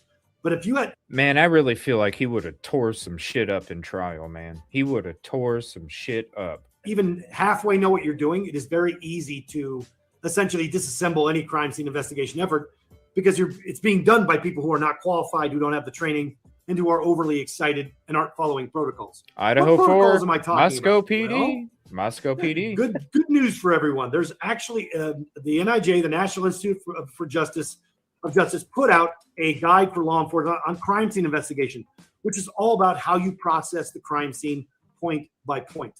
This was originally published in, I believe, 1997 or 1999, and it originally was published under the on the front cover. It said every scene, every time, meaning that every scene had to be processed like it was a potential homicide. And what they found is law enforcement agencies did not want to do that because they didn't want to spend the money, so they weren't doing it. So they took that out, and now it's just like, please try to do this. Please try to be competent. And I mean, it's very well done, and it's full of a lot of really good protocols. And everyone agrees it's best practice, and nobody does it. It's funny that you pulled that up, because I had an officer, retired, I'm going to say RCMP, but he was not RCMP, but he gave me a little notebook, and it was that. And it was in a small size. And he said, this is what I use. He's one of the best detectives. Awesome, like incredible cop. And he used that at every single one. And he would hand that out to the new people coming to the crime scene saying, you need to follow this. But of course, he's retired and gone now, and nobody's using that whatsoever. And I was going to say that I find that you said about the excitement, everyone gets on the crime, they get there and there's all this excitement. And I find that officers who've been to multiple crime scenes, I'm not talking about a rookie at this point, we're talking about someone who's been to multiple crime scenes. They also mistake their training or lack thereof with just, well, I've been here before, so I've seen it all, and this must mean this. A and B equals C because I've been to this place before, disregarding the fact that you have no training in this whatsoever, scientifically. Right. Yeah, and like all the evidence was telling the officers, you even heard Bloom tell you when we were watching the Megyn Kelly episode. Bloom said, don't ask too many questions. Don't ask questions you don't want answers to. Just leave it alone. We figured it out. We got him arrested. Just quit asking questions. Leave it alone. Stuff don't make sense. Yeah, stuff don't make sense. Just leave it alone. No, they weren't listening to the evidence. They were going off of the narrative, which is what we all thought from the very beginning. I get this all the time, which is I get asked when I'm on the stand, two things. Are you a police officer, and how much time have you spent in a live crime scene? I'm like, well, first of all, policing has nothing to do with crime scene, with crime reconstruction. It's a completely different scientific endeavor done by forensic scientists that can't be done at the scene. That's the first thing. Second, so has nothing to do with policing. They just collect the evidence. The scientists do the interpretation. But the second thing is, there are janitors who spend a lot of time in crime scenes, and janitors who spend a lot of time watching surgery. Does that mean they're experts in surgery? No, they aren't. So just because you have a cop having proximity to a dead body is exactly the same note. It's a ghoulish notion of, did you poke the body with a stick? If you didn't poke the body with a stick, if you didn't touch it and smell it, well, then somehow you have less information and knowledge. No, it just means that I approach it differently and use different information. And that particular exercise is something you watched on TV, not in a real scenario. It's the idea that if you're not there, you don't understand. There's no way you can understand what happened unless you were physically standing there. But physically standing there after the crime is committed does not make any difference. This dude is not awesome. At all. You can what you can learn from the scene are sights, smells, sounds, geospatial relationships, and witnesses. By the way, all the things that are supposed to be documented by law enforcement when they're there. The only thing I can do by going back in at the time while they're there is add contamination. My crime scene technician is not my job. That's the lowest paying job in law enforcement, usually reserved as the rubber gun squad for people who are being punished. Not a place.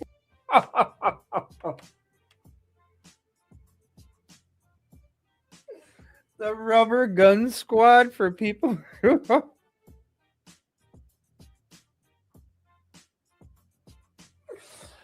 Oh, the rubber gun squad for people who are being punished. Oh, hell no. This dude is so awesome. I'm telling you. You guys are going to love these. I can't wait until we have Rosie on tomorrow night or Saturday morning. Oh, we're going to cover another one. Oh. Where you put professionals. Not a place where the professionals are working. Rubber gun squad. Pretending that way with me. I've been doing this more than 25 years now. You can't pretend with me about that kind of stuff.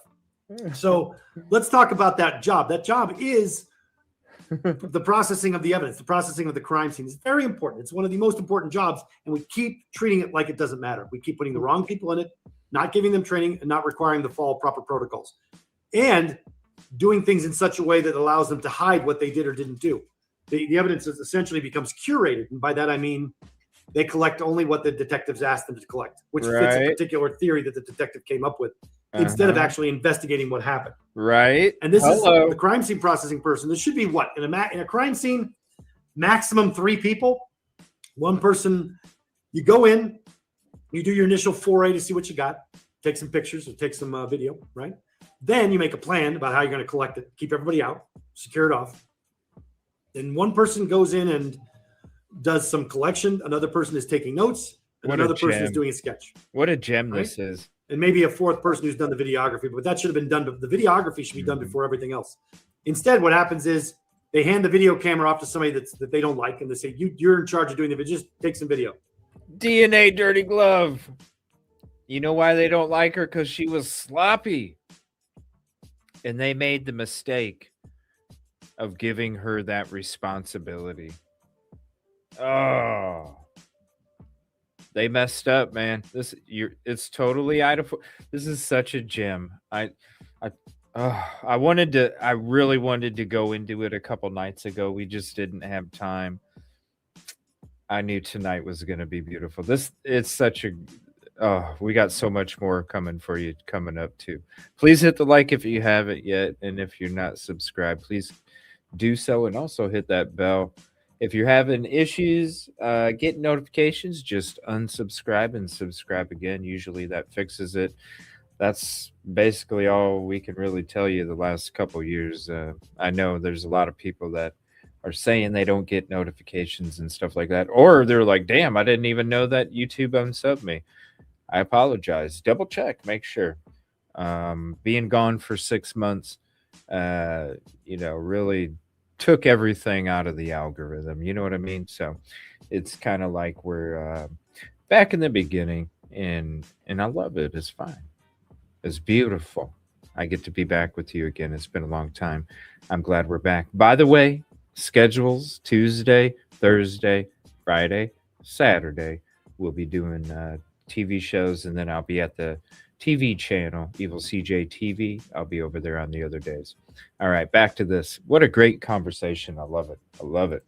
And then, or they put they Totally don't take any Idaho for it. initial photographs at all, or they don't have anybody taking any notes, or they don't have anybody actually doing a sketch.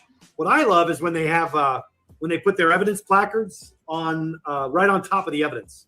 They'll park a car on top of the evidence. They'll put the evidence placard on top of evidence, or they'll reuse evidence placards from different scenes and not clean them. It's just like the idea. They don't really understand what they're doing. And this is the word I want to start using for people to understand. This is, for a lot of people, it's very theatrical. Just It's a lot imagine of him in the cosplay. It's trial not a if lot it of would have understanding of happened. what it You is they're know? doing or why. And we had a He would slight have tore 'em conversation about up. that this morning a little bit too, which I think should bear repeating, don't you? Don't you think? Yes. Okay. I forgot my jacket. Right, your jacket, exactly. So one of the things that happens when you go and testify in court is that you see people wearing different kinds of outfits to court to testify. Scientists often show up, or personnel from the police show up in lab coats sometimes. The white lab coat. I saw, and we'll start with this. What I saw that maybe jogged this memory the other day. I think it was day before yesterday. I was watching an advertisement for a forensic science program, and it was people wearing white lab coats. And they asked them, why are you proud to wear your white coat? And it's like, oh, I'm proud because my family sees I'm a professional. Another person says, I'm proud because it projects my professional, competence and endeavor and what I'm doing. I'm proud because I'm proud of the university I went to, or I'm proud because of this and I'm that. It's all about how it looks. Why does someone need to wear a white lab coat? What's a white lab coat supposed to be for? It has only one purpose, and that is that it demonstrates to you when you have things on you that are dirty, when you get contaminants on you, blood, chemicals, reagents, other things that get onto you, dirt, whatever, and it indicates that you need to change that garment between examinations or between cases when you're a doctor, when you're working on as a doctor. If you are not changing your coat, or if you are wearing it outside of that environment, it has no value. It's the same reason on a boat that a really good captain will take their engine room and they'll paint it completely white. So they'll have their video cameras on that engine and they can see when there's a leak. They can see the leak forming. They can see the black oil or the different colors of coolant hitting the wall. So they know there's a problem. The white lab coat is a surface so that you know there's a problem. It's the same concept of scrubs that you wear for a hospital. There are a lot of, when you are watching a doctor or a nurse or something like that in public wearing their scrubs, what does that mean? Does it mean that they are about ready? They just, they were in surgery and had to come out real quick and do something and go back. Is that what they're trying to create, that idea of urgency? Of course not. Status. It's about status. It's about showing the world that they are a doctor, or they work in the medical profession. It has those scrubs have no business being in the real world at all, because they have absorbed contaminants. They have absorbed biological material, and they're wearing them in the hospital while they're engaged in their practice, so that they can go change out of them into their civilian clothes and go back into the world clean. That's the whole point of scrubs. But if you're wearing them outside of the hospital environment or off the hospital campus, it's because you're trying to tell people that you're a doctor. And a lot of times, especially men, they love to wear it in public. They wear them too tight, and they wear them, they put their cologne on, they go out to the store. Oh yeah, I'm here at the store just buying fruit in my scrubs. It's like, no, you're here to pick up chicks. To try to get a girl. You're trying to get. This dude is so awesome. I'm telling you guys. A girl. That's what you're trying Lead to her do. to believe that you're loaded. Yeah, they want you want them to know that you're loaded. He's you got money and prospects, and you're smart and whatever. That's what you're trying to do. Yeah. And more importantly, if it's true that these are what you're wearing for work, then you are violating basic hospital protocol by wearing dirty scrubs into the environment. Yeah. You're providing contaminants into the world. Yeah. The only way that would be reasonable is if you changed into clean scrubs to go outside. I was just going to say, that we're going to get someone saying, but I changed into clean ones to leave the hospital for my break. Why? Why not wear your civilian clothes? Yeah, Because why not? Because you want the attention. That's what you're doing it for. You're doing cosplay. Same thing with, but we know this is true because a lot of people. Rubber guns and cosplay, everybody. It's so Idaho 4. You know what I'm saying? Just think about it all. Think about it. This whole freaking episode is just Idaho 4, 10 months before Idaho 4 happened. Dress up as cops, or dress up as doctors, or dress up as forensic scientists. And that the people in the real world don't know the difference between fake and real. They see the uniform and they immediately respond. You know what I mean? They're doing cosplay to get a response. So you get people who dress up as fake doctors, as fake cops, as fake whatever, to make people believe that they have a certain background or a certain intelligence or a certain economic status. Like you said. Yeah, they want respect from people. That's exactly right. And that's the biggest problem that we have, is that for a lot of people, this is cosplay. It's theatrical. This whole endeavor is theatrical. One of my favorite TikTok channels is this guy. I'm a cowboy, baby. He does theatrical breakdowns of gun range behavior. He goes, you see all these theatrical behaviors on the gun range that make no sense. Like when you do like a safety, like you do a tap check on your gun, makes no sense. You do a safety check looking left and right when you're on the range. The problem is you're on a range and you're practicing, and you're going to carry bad behavior from the range into real life situations and screw things up. There's so much that people do to copy what looks cool in a movie, as opposed to actually doing their job and doing their work. And that is, to me, where we begin, because you have so many people who are interested in crime scene investigation who are not professionals. Here we go. And I'm specifically speaking to what would be a Idaho large 4. audience for this podcast, which is people who are Idaho 4. How do I put this? Who fall into the bored housewife category, who enjoy true crime, who enjoy, they watch true crime on TV. They read true crime. Let me give you the legitimate reasons. I understand why it's mostly women. Do you understand why it's mostly women watching true crime stuff? Because I do, and I think it's a legitimate reason. It's not just tell me. It's not just boredom. Why don't you tell me from a man's perspective? Tell me, white man. Well, it's simple. They're afraid of men. Men screw women over constantly. Men are very aggressive, and men are terrible people. Men do terrible things to women with impunity. And so what women, I believe, most of the women that I know that watch this stuff, who are not doing it purely because they're ghoulish people who enjoy this stuff. They're watching it because it's teaching them how to survive. They're looking to see the signs and the indicators in their own relationships to either verify a good reason why they got out of a past bad situation, or to avoid a bad situation in the future. Those, I think, they're not learning how to hide the body. Clearly not. Clearly not.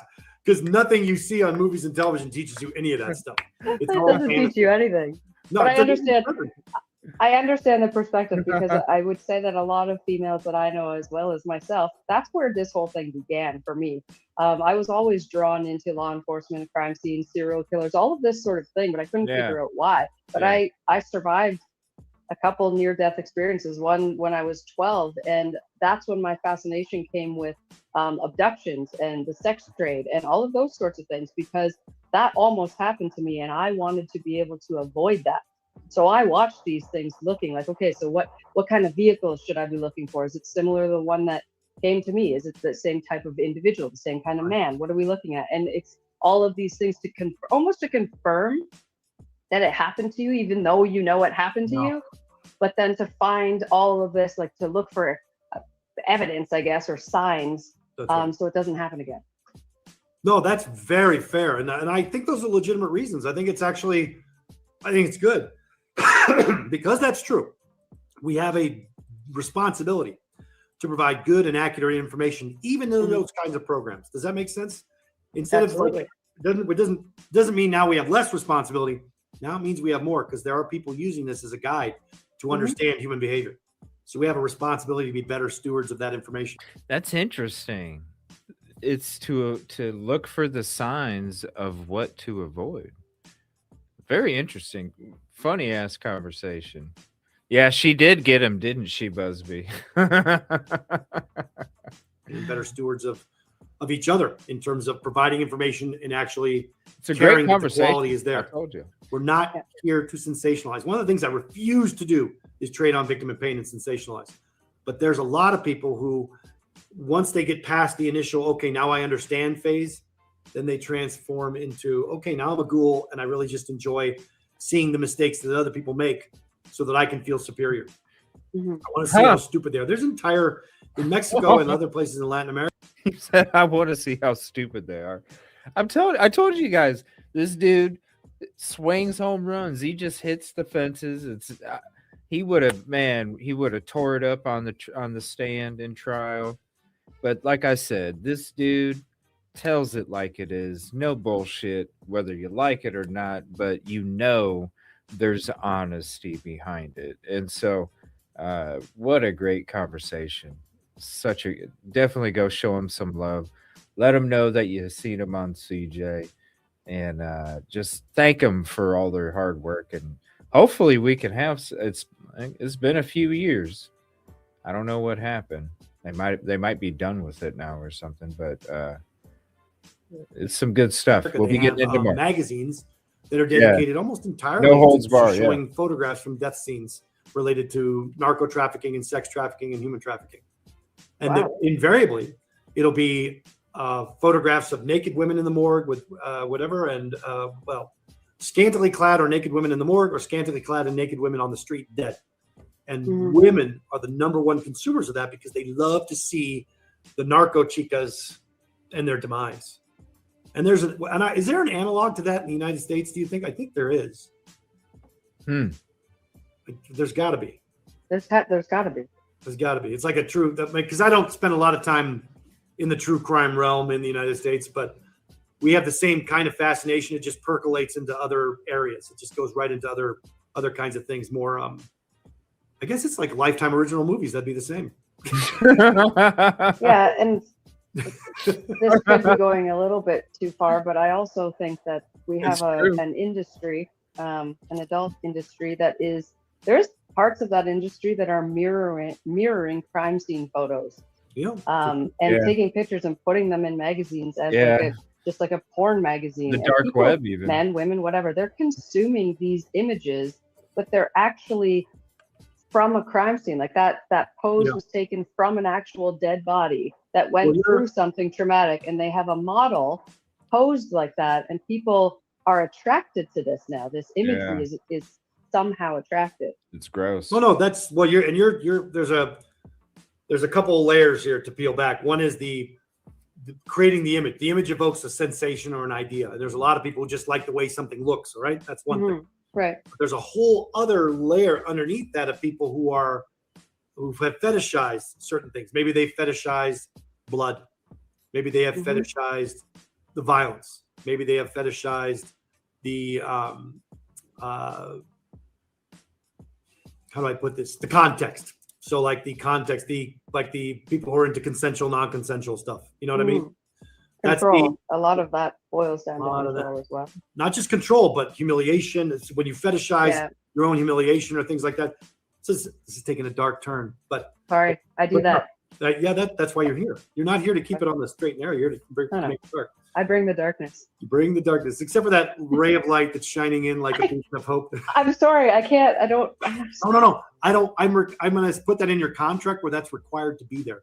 In fact, that ray of light is getting its own contract. The angel on one side and the darkness comes here, right? That's where this is coming from. I wasn't thinking that, but it's interesting that you were. No, this is a problem.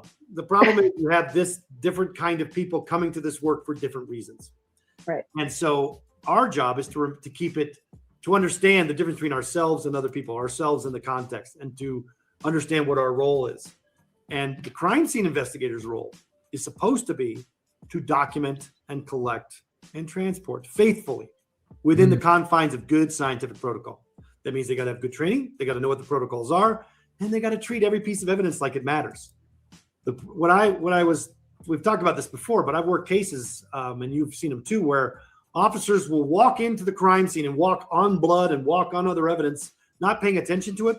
And then they will go and find one thing that they think is important and treat that like it's the most important thing, like it's a precious jewel or a nugget of gold that they just pulled out of the river and they got to protect it and keep it safe. When everything else in the crime scene they ignored. And it's because it fits their narrative. Their narrative. I also think they come up. Idaho 4, they've ignored parts of the crime scene because it fits their narrative. That's what the whole thing is. Narrative.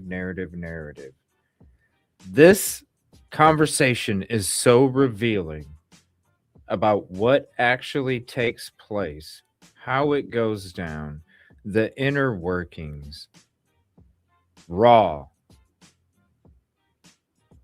Shout out to these two. Amazing. Up with a conclusion. Amazing. At the crime scene, and then that's the narrative that goes through all the reports. I'm gonna correct you because I don't do this often because you're usually right. I'm always right. Okay, settle down. Let's try that. I'm not even close to always right. But we know that. You're right a lot of the time. Let's put it this way: at the crime scene, yes, but it actually happens before then. It happens when 911 makes the call and they're responding, or when they hear the call on the radio, when they're being told you're responding to this kind of scene. Before they even get to the crime scene, they're talking about it. And then they look for what supports that narrative. That's right. Who's involved? Oh, it's so and so. It's this. It's we got Blue and Happy, these two normal drug dealers, or we got Skippy and Red, these two drug dealers from down there. They did this kind of thing over here. They're probably doing this over here. It's at this house where we had these calls. So now we know exactly. We know what neighborhood it's in. We know what the actors are. We know the narrative. This is what we're going to find when we get there. And then they get there and they look for only those things, or they see only those things because they're incapable of realizing the bias that they just introduced into it. But they're not rewarded for checking themselves. They're rewarded for speed. So they're actually being rewarded to think that quickly in terms of prejudices. And think in terms of not only their prejudice, but their stereotypes. Stereotyping is faster. And they're rewarded for speed, not accuracy. That's the problem with crime scene investigators. Damn. And they're also being What's up, what Steve? I love is watching how crime scene investigators play this game where they're not responsible for what they collect at all. Oh gosh, DNA dirty gloves. They're not responsible for what they collect at all. Oh my gosh, that's why she didn't even care if she put dirty gloves in her pocket and touched her equipment.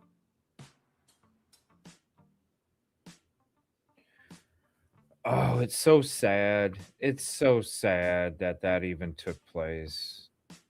He says it right here. This is DNA dirty gloves. And they're rewarded for speed, not accuracy. That's the problem with crime scene investigators. And they're also being what I love is watching how crime scene investigators play this game where they're not responsible for what they collect at all. Wow. Because they're not actually in charge of the scene. They're in charge of the evidence collection, and the person in charge is the detective or the lead detective. And I have a great swell of pity for crime scene investigators who are there against their will because they're being punished, because they have like 3 or 4 bosses telling them what to do and what to collect. And none of them are communicating with each other. So they're there at the scene and they got to stand their ground on a lot of stuff, or else they're going to get steamrolled by different people coming and saying, you need to focus on this. You need to focus on that. You need to focus on this. I feel bad for them. If they don't have good training and a good spine, they're not going to be able to do their job effectively. This is crazy. I never knew what I any. wanted to do is ask you about your experiences in terms of this particular issue. Tell me before you started working with us and with me in particular, what were your ideas about crime scene investigation? I mean, you kind of tipped your hat a little bit already, but what did you really think was going on in terms of crime scene investigation? Did you have an overall good view, a good science, good practice, or did you have an overall negative view? What were you thinking when you first approached this subject? I would be in the category of the housewife that we talked about, the women that are watching. And I just had this fantasy that it was being handled properly, that there was educated people, there was actual science happening, and that from start to finish, everyone was fully educated in their position and doing their job, and justice had been served. Nothing to look at. Everything was done properly. Everyone's checking boxes off their protocols. That's what I believe. Right. Firmly. So it was a very organized, professional endeavor with a lot of training behind it. Absolutely. I looked up to law enforcement. That's why I spent 7 years of my life trying to get hired onto the police force. I had them on a pedestal, and I thought, this is what I want to do because my mind works like this. I am very good at lists and completing things, and this is the kind of job that will offer me that. And even if not, even in law enforcement, moving from there to like detective or victim's advocate or something like that would make a difference in a case, right? Right. Absolutely. And that's what you believe. So you think there are guys with clipboards and they all got pens and everybody's communicating and they're all talking and there's a very clear chain of command with somebody at the top who looks like me giving orders and everybody's following them. That's how it is. Yep. But the problem, that's TV. That's TV and movies. Sure was. And it's not the reality. The reality is you struggle to find the person who's got a good pen at the crime scene. The reality is, before you go to a crime scene, you know what you're supposed to. Let me tell you what we do before we respond. Me and Valeria, before we go to a crime scene, even if it's usually one that's been released and we're going back to reprocess it, which means to process it for the first time properly. So we go there. First thing I do is I go to the dollar store. What do you think I'd buy at the dollar store? What? Pens and a notebook. Pens that are brand new, that don't have any highlighters. Pens, well, highlighters maybe, but not necessarily. So I buy ballpoint pens, Sharpie pens for the evidence. I buy rulers. I buy tape measure. I buy envelopes and nitrile gloves, minimum. And sometimes if I know it's a shooting case, I'll buy string so that I can do the trajectory. You don't need fancy shit. You don't need $100 shit. You just need basic stuff. And you just need something. Yeah. That would be better than nothing, which is what everyone's bringing. Right. And also you bring your charger for your phone, and you bring a camera that's specific to the crime scene, and you bring multiple batteries for that camera. Why? Because what people don't understand is as you use something, the battery starts burning more powerful. The thing will overheat. I was working a case in Savannah, Georgia. Now it's outside of Savannah, at Fort Stewart, just south of Savannah. And we went to the military evidence holding place for a vehicle, right? And it was one of those days in the South where it's raining, and then it would stop raining, and then it would be 105 degrees, and all the rain would steam. And so it was steaming up all of our gear constantly. We were doing this outdoor crime scene look. Oh, I'll give it. This is a really great case. So this case involved a vehicle. The vehicle, they asked me, why do you need to process it? I said, well, I need to look inside and see what's there. Well, we've already processed it. This is the crime scene guy from Fort Stewart said, we've already processed it. You don't need to look at it again. And I said, yeah, I do. I need to go look at it, break the seal, go into the vehicle, see what's there, see what maybe got missed. He said, nothing got missed. Nothing got missed. There's no problems. You don't need to look at it. And we got an order from the judge, and the judge let us go anyway. So we get there, and the first thing that's going on is I'm trying to take pictures with my cell phone. Actually, it was this cell phone. One of your 5 iPhones? One of my 5. I have 3 iPhones. Just Just give me a break, all right? One of them's a dummy. I got a new one. Look, they had a special. One of them's a dummy. This is an Talking iPhone. about your multiple iPhones. I have an iPhone 8, an iPhone 12, and an iPhone 13 Max Pro. I'm sorry. You're calling me out, kid. You're I calling me am. Told you, challenge accepted. I know, you're right. You're right. But this one kept dying because of the heat. Not just the heat in the environment, but the heat from using it. So you use it, the battery heats up, the sun hits it, it just kept shutting off. I'd never had that happen before. I didn't even know that was possible. So that's one of the. I mean, in all fairness, I got 3 myself. You know, one regular, a couple extra that I use for streaming and cameras and stuff. I got a few, but I don't know if I call them burner phones. I don't communicate with people on them. I just use them for documentation and stuff like that. I guess most people nowadays probably do, you know, at least a couple. But most important things is to make sure your gear functions and works. My regular camera is the only thing that was working after a while. So we open up the door of this car, and what's the first thing I see on the passenger side floor of the vehicle? It's an iWatch. Oh. Yeah. But they got everything. No. And I said, "What's that?" And the guy who's the master chief in charge of the yard of the car, covers his hand. He goes, "I don't know." Because I said, "No, I think it's an iWatch, like the one you're covering up right now."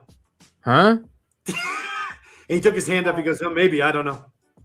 And I said, "Who was in charge of doing the processing?" He goes, "I don't know." Can I get the list of can I get that report from you since you got it, since it's your car, was done in your impound? He goes, "Yeah, we don't have that here." Wow. Really? You don't have it here, and you're the place. Turns out he was the guy who was supposed to process it. He filed a fake report saying he processed it and there were no photographs. He said he processed the scene and nothing was found, but there was no report. And this iWatch became crucial because what does an iWatch do? It monitors your heart rate. And this was a case involving a double homicide. So we're looking at the heart rate associated with the person wearing that iWatch at the alleged time of the murders. So they didn't even open the door. No. They just did the whole They tape. parked the car, forgot about it, and hoped nobody would ask. Wow. This is what I'm talking about in terms of theatrical efforts in crime scene investigation. What I would say is this. It's really good that he didn't process the car because he doesn't have any actual training or knowledge. Mm-hmm. Not a person who should be processing vehicles. So that's why he was saying that he did, because nobody ever checks. Wow. No one ever checks these things. So the iWatch, there was like a major find in the case. It was a huge deal. And they were acting like it wasn't a very big deal. But what I'm trying to impress upon people is that this is what we call impunity. When people are accustomed to not having their work checked by anyone, they will not even do it and claim they've done it and believe that they can get away with that and they'll get away with that for a very long time. That's, to be clear, that's the hard truth about crime scene investigation. It very rarely gets done properly or at all. And there will be lies in the reports about what was done and what wasn't done, about what was collected and what wasn't collected, about what was tested and what wasn't tested. So that to me is the first issue. For me, it was the most painful one. Realizing that this work that I'd committed myself to was not being done and was being lied about on a regular basis in reports. So now crazy. That's my question to you. Now that you've done some cases and you've had some experience, what's your feeling about crime scene investigation now? Tell me about what you think. Let's break it down. How do you feel about the profession right now? What's been your experience with the people that you found working in the profession? In crime scene investigation, to be specific? Not reconstruction, but the people who go to the scene and process it, if at all. Because a lot, and bear in mind, most people are not aware that most crime scenes are processed by patrol officers who have no training. Wow. They're not processed there's not a crime scene unit that comes in every case. I have conflicting feelings because I've learned a little bit more about the type of officer that they do put into those positions. And most of the time, like you said, they're being punished for something. Wow. What is going on? Hold on 1 second. Something. So they're going into this situation. And so I kind of have a bit of empathy for that situation because they're being thrown into something that they aren't prepared to be in and they're not knowledgeable in, but they're being forced to do it. Moscow but then PD. At the same time, it's frustrating. Like every time you give me a case and I'm looking through it and I just get frustrated more and more so each time I look at a case, because nothing is being done, or the bare minimum is being done, or even worse than that, it's just being covered up. It's just infuriating, because we're dealing with somebody's life at the end of the day, right? Something has happened. Somebody is already passed away. There's a crime that has occurred, but there is somebody that's on the receiving end of this crime. That's right. So now we have a life at the end of it that is going to be impacted for the rest of their lives in some cases. And nobody's doing anything properly. Nothing's being done. They're just like, they're not taking it seriously. And when I did a ride along, that's the first time I started to see that. We go to a crime scene and everyone's laughing and joking. And I get it. When you're in that type of career, you do have a different type of sense of humor. I understand that what happens within that life and that job. And I know that sense of humor is different amongst everyone, but nobody was taking it seriously. They were making light of everything, and that meant that nothing was being done either. Everyone was just kind of walking around doing their own thing. And then at the end of the day, someone gets a charge laid on them that had nothing to do with them. Right. And the lack of seriousness translates into a lack of seriousness in the vehicle with the effort and the enterprise translates into a lack of urgency and seriousness at the scene. And that's right. And what is really discouraging to me, I guess, is that the lack of compassion for another human being, because most of the cases we work on, like, I'm not referring to Please Bring Me Home, because those are cold cases that there is no body there, there's no body, there's no crime. So it's a different thing that they're talking about when we discuss those cases. But in our cases, somebody has died. Sometimes multiple people have died. Or in the cases we work, it's also domestic violence and sexual assault. That's right. Just as something has traumatizing. Happened. Absolutely. And nobody's taking it seriously. And I feel for those people, because it was or is somebody's life. Yeah, Mask in Moscow, Idaho. Yeah. Imagine that's Idaho. Very compassionate. And I'll tell you what happens over time, I think, is that especially with law enforcement, is they are not they get the compassion fatigue. They get jaded. I get that too. But you start to what? No, it's true. You're right. We all get it eventually. I understand that aspect of it as well. But I also think that if there is a lack of empathy or a lack of compassion at all, you also don't take anything seriously anymore. Problem. Right? That's the problem. You gotta have something that you gotta have a belief that what you're doing is important, and that you're an understanding of your place in serving the justice system. And you have to take it seriously. And people get into those jobs. They do it better. What? Yeah, people get into those jobs, and what do you hear? You ask, why did you get into law enforcement? Well, I wanted to help people. Well, then help people. Yeah, figure it out. Get educated. Do it. You're the one that's supposed to be doing it. Mm-hmm. What happens, I have found, is that they start making mistakes. They start doing bad practice, making mistakes, screwing up, and their job becomes less about doing the job and helping people, and more about shielding themselves from inquiry, so nobody finds out how terrible they've been doing at their job, how little training they have, how many lies they've told. The no reports, all the no reports, no record, no reports.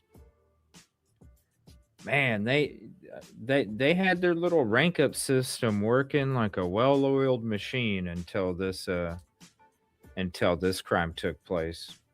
Then people couldn't wait to get the hell away. And how much evidence they've screwed up, or how many people they put away for bad things. One of the things that we're seeing now is that law enforcement is being taught, or law enforcement is mirroring this idea of bullying that starts on the playground and comes into law enforcement, where they just make up laws. They just make up rules and say, I'm the cop. I'm going to arrest you for X. And the person will say and you can watch the videos. The videos are being made on a regular basis. People are doing audits of police agencies and public agencies to show that they're making up laws to suggest that the law has been broken, to arrest people for laws that don't exist. And that happens a lot. This has its roots in racism, in Jim Crow, and in control of different groups of social class. You know what I mean? That's the problem. This is a pattern and practice that's been going on a long time, and they're not coming to law enforcement believing that's what it is. They're coming to law enforcement, as you said, to help people. But then over time, they learn from the seasoned investigators, the seasoned police officers, that In order to prevail over a regular citizen, all you need to do is lie and threaten. And even put the cuffs on them and make a display of putting them in the car. And for most people, they'll wet their pants and be frightened and do what they're told. Yeah. But more people are now becoming aware of how common this practice is. And more people are now, and that's because of, thankfully, for cell phones. Cell phones are to change the way that policing is being done. And that's why the first thing a police officer will say if they see they're being recorded is, turn that off. It's illegal. It isn't illegal, and they don't have to turn it off. It's not. That's a lie. In fact, if you continue with that kind of speech, you can actually get your department sued with a very large settlement for that kind of bad behavior. See, Steve-O, he's spelling it out right here. He's telling it, sued for bad behavior. Yeah. Lying about the law, not understanding civil rights, and for essentially trying to coerce a citizen with an illegal order. It's right here. Why here. that matters is because that behavior translates into the crime scene. They take that bullying attitude, behavior, and belief system into the crime scene. And they think that, well, it's not what it is. It's whatever I can make it into.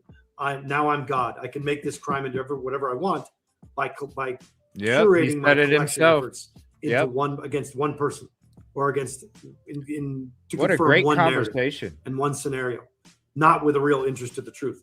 And that's the pernicious problem that we have, is that if you don't have good training, if you don't have a real respect for justice or an understanding of people's civil rights, you're just going to start violating to protect yourself. Because once you start down this path of bad practice, you got to spend all your time protecting yourself from all the mistakes you've made and lying about it, and changing reports. One of my favorite things is to read police reports. Like we talked about this before, police reports. When you have a police report, you read a paragraph, it sounds interesting and it sounds very organized and very well done and good grammar and states the facts. You're going to see that paragraph in 20 other reports, exactly word for word. Now that, if I did that with you, if you and I did that in a case, if we had two different reports and we did something like that, they would say we were colluding and that we were non-scientific and unreliable. Law enforcement does it every day because it's not five guys writing the reports. It's one guy writing the report, and he shares his material with everybody. They just changed their name at the bottom of the report. Or the top or wherever the hell it goes. But yeah, that's what they're doing. I caught on to that because, again, something I didn't think would happen, right? Everyone has their own perspective of the events, and they're supposed to be writing separate notes. You passed me a couple cases, and I kept opening police reports, and I thought, well, I just read this one. Well, I read that one too. Wait a second. Why are you telling me I have like 5 different police reports when I don't? And then I went back and looked at the names, all the same report, just different names. That's right. It's complete. To me, that is tampering. That's tampering with a report. You have to write your narrative from your perspective. Unfortunately, nobody gets in trouble for that. And I think I'm going to start trying to do better about pointing that out when I work cases, because I'm getting real tired of it. And I don't see it getting better. That's the other thing I wanted to say for people. The myths about crime scene investigation is we have new technologies and tools that are going to make crime scene investigation easier. We don't. The same technology exists today as existed 20 years ago. It has not changed or evolved or even gotten better. So that's why the Pharaoh 3D technology that they were promoting in November of 2022 looked like Nintendo 64 graphics, like I said back then. It looked like Nintendo 64. It's interesting. They promoted it as this new hype technology, and it looked like shit. It didn't look like anything that they said. It didn't look like anything that they said. It was bad. It was really bad. It was honestly, it was worse than Nintendo 64. It was pretty bad. But it's interesting. We have the same technology we've had for decades. Nothing's new. In fact, I would argue that it's gotten worse, because as police agencies are defunded or they get less funding for things, the crime scene unit is the one that gets cut first. The crime scene unit, they go out there and maybe they have batteries for their recorders or not. Yeah. Maybe they have batteries for their camera, or maybe they don't. Wow. Maybe let's be real. Wow. Let's be real for a second. Even if all of those things, how does that even make sense? How does that even make sense that crime scene, it should be the other way around. Crime scene investigators should be one of the higher paying ones. I mean, you're investigating a crime.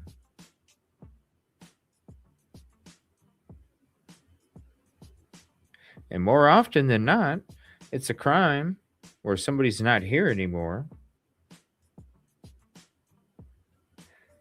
Man, that is just it. You know what, though? It doesn't surprise me because a lot of this country has become lazy either with thinking or with doing.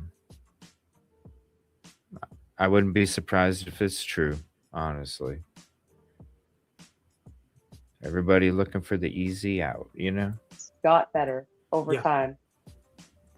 You still have to get that piece of evidence to that place. And there's a disconnect here. We can have high-tech machines and ways of doing things, but if the evidence never gets there, it doesn't matter. And most of the evidence they say they're collecting doesn't get there, or they don't do this or they don't do that, so it doesn't even matter. Well, let's talk about two things real quick, just to show the two kinds of technologies that are new, that they're supposed to have revolutionized crime scene investigation, but they haven't. All they've done has been really good money pits for private. Let me guess, he's gonna mention the Pharaoh 3D scanner because it looked like dog shit. Let's be honest. For the private sector. I bet you it is. Right? Come on. One is 3D crime scene mapping. Bam! I've worked a lot of cases where they got Bam! Yep, right off the bat. Yep, that's a lie. That's a lie. It did look like Nintendo 64, or as Busby said, Commodore 64. That's it. It's a little bit of a mixture. Definitely. I knew he was gonna say that. 3D crime scene mapping. You know how useful that is?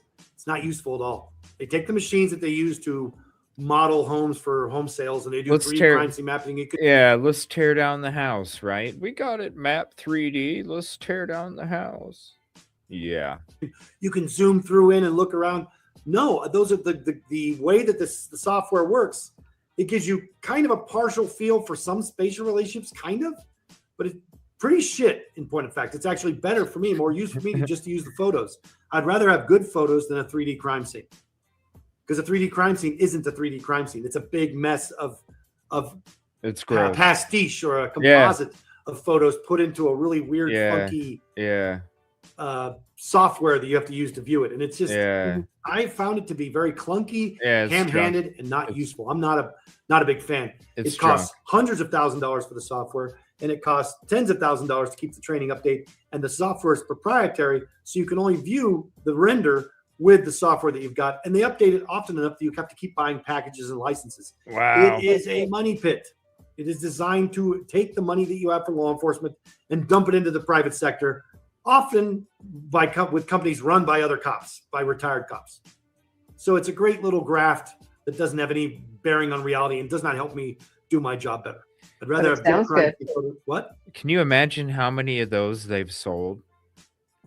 Especially after all the promotion they got the last couple of years about this revolutionary technology, and then they show you like 5 seconds of it, and you're like, damn, that looks like shit. They probably sold a hell. I mean, I can't. You know how? Oh, they probably made a killing. They probably made a killing. Sounds good to the general population. It actually does. That's number one. Man. Number two is I just had to write this white paper for a case I was working on, a triple homicide in California, because of the lies that are being told in court about cell towers and the determination of a person's position. See this? Look, you guys, I'm not bullshitting. Look, this is January. Look, it's before Idaho 4. January 17th, 2022. I'm not lying. This is freaking Idaho 4, man. All of it. Oh, I can't wait to get into the next episode, you guys. With the software that you've got. And they update it often enough that you have to keep buying packages and licenses. I can't wait. It is a money pit. It is designed to take the money that you have for law enforcement and dump it into the private sector, often with companies run by other cops, by retired cops. So it's a great little graft that doesn't have any bearing on reality and does not help me do my job better. I'd rather have sounds good. What? Sounds good to the general population. It actually does. So that's number one. Number two is I just had to write this white paper for a case I was working on, a triple homicide in California, because of the lies that are being told in court about cell towers and the determination of a person's position based on cell tower information. What we found out, there's a belief based on the technology that exists for food delivery services, your Google Maps services, that since those services exist and they exist for the regular person on your phone, that you can target a person down to a couple meters, right? You can do that. We can do that right now with our cell phones. Can law enforcement do that with cell tower data? No, they can't. Not after the fact. You can do it live. Doing it live is one thing. That's one thing. But using cell phone tower data, historical tower data, to do an analysis and figure out where a person was, it doesn't work. It's actually very unreliable. And see, that's why. Oh my! Isn't it eerie, you all? I told you all 2 nights ago. I was so disappointed I couldn't go through this, but we just didn't have enough time a couple nights ago. Oh, I could not wait till tonight. What a great episode. We got more coming. Rosie, good morning. How are you doing? You're going to love this episode, Rosie. It's Idaho 4 from beginning to end. And it's crazy. 10 months before the crime, this was recorded, you know? And everything. The whole episode. Told you from the beginning. The whole episode is going to reek Idaho 4. And it was 10 months before it took place. I'm not going to be doing a Charlie Kirk story for a while, buddy. My channel got shut down a couple times because of Mr. Kirk and the killer. Yeah. That's partially what led to me just saying, you know what? Do I even want to do this shit anymore? And I just went and did other shit for a while. That's what because I'm like, this is bullshit. I'm tired. That, let me be fair. I had been hit a couple times before that already. So that was like, yeah, dude, that was like the 4th or 5th time in 4th or 5th time in 8 months that we got freaking we got nailed. So yeah. there was a big scandal in Europe where they had to let something like 800 people out of prison because they've been convicted falsely using cell tower data. Wow. Yeah, there's a whole journal article about it. So if you are thinking that 3D crime scene renders are the new wave and it's the great stuff, as someone who does this on a regular basis, I can tell you that the technology is clunky, inefficient, and it's great money for retired cops trying to open up startup businesses. But hey, Rosie, we're doing our show tomorrow night. If there's any parts of this episode that you want to cover tomorrow night, bring it to the show, all right? And we'll go through this. And there's another episode that I kind of was waiting for you to join with your forensic background, and then we can go through that one too. Very educational conversations. Very educational. Please go show some love. Here's the link to this episode. Go show them some love. Let them know CJ sent you. Shower them with love. All right. We're almost done with this conversation. Nothing but Idaho. It's just crazy. Idaho 4, all over this thing. But it's not effective for crime reconstruction that I've seen. Nothing. It's not better than photographs and a diagram. You get more information from a hand-drawn diagram and photographs than you do from a 3D crime scene render, because you're going to make the mistake of treating it like it's sacrosanct, and it's not. And cell tower data, historical data, not live, but historical data, when you're going back and looking at the paper trail it is not absolute, and it cannot pinpoint locations. Nope. It can't. They've actually started on the cell tower data now that you get from the phone company when you're working on a case. The historical data now comes with a warning not to use it as absolute, not to use it as certain. Historical data. This is different than, again, the live function. Than live, yeah. And I've heard live cell phone, you can find them. That's within a few meters. That's not a thing. But the problem is the historical data and trying to use that to map out where somebody was historically during a period of time. Yeah, like how many times he went and stalked the property, right? Or did he just go to Walmart? Because remember, you can be in Southeast Pullman, Washington. This was confirmed as soon as I went to Idaho on my trip. I said, look, I was boots on the ground in the last place. My phone had no service in the middle of a dangerous freaking area. I was a sitting duck by myself, 5 hours away from anybody that I even knew, in a small little dinky dunk town in the middle of nowhere where all of them people did not want me around. You know? I said, I don't want this to happen in frickin' Moscow. The last place I would want this is to happen in Moscow. So we pulled up that map and I said, I need to know where these towers, where I can get reception, because I'm going to be going in some places that ain't going to have any reception, especially down south underneath Moscow, the whole route, right? PCA. I know I'm going to have dead spots down there. I need to know, okay, I need to, if I'm in danger, okay, you need to head this way to get to a cell phone reception. Because the guy said, look, down here at part of that PCA route at Koberger's, the very bottom, he said, dude, this cell reception right here, he said, you'll probably have to step out of your car around this area just to even maybe get reception. He said, you're not even going to be able to sit in your car and get reception. So when we were looking at the map, the first thing that I noticed, because I was like, yeah, I'm here to be, I'm here and I'm going to be at the 1122 and the surrounding areas, and I'm just curious about the signal. And I was like, wait a minute. So this tower, 1122, utilizes this tower. And he's like, yeah. And I was like, but this tower reception reaches all the way to the southeast corner of Pullman. And it was true. You can literally still be in Pullman and you can utilize the same tower that 1122 is using. So just the whole 21 times, it could have been him going to the freaking Walmart.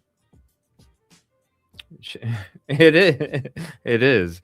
I got so, it was so frustrating because I knew, the third night that I went back to the hotel with stuff from the store.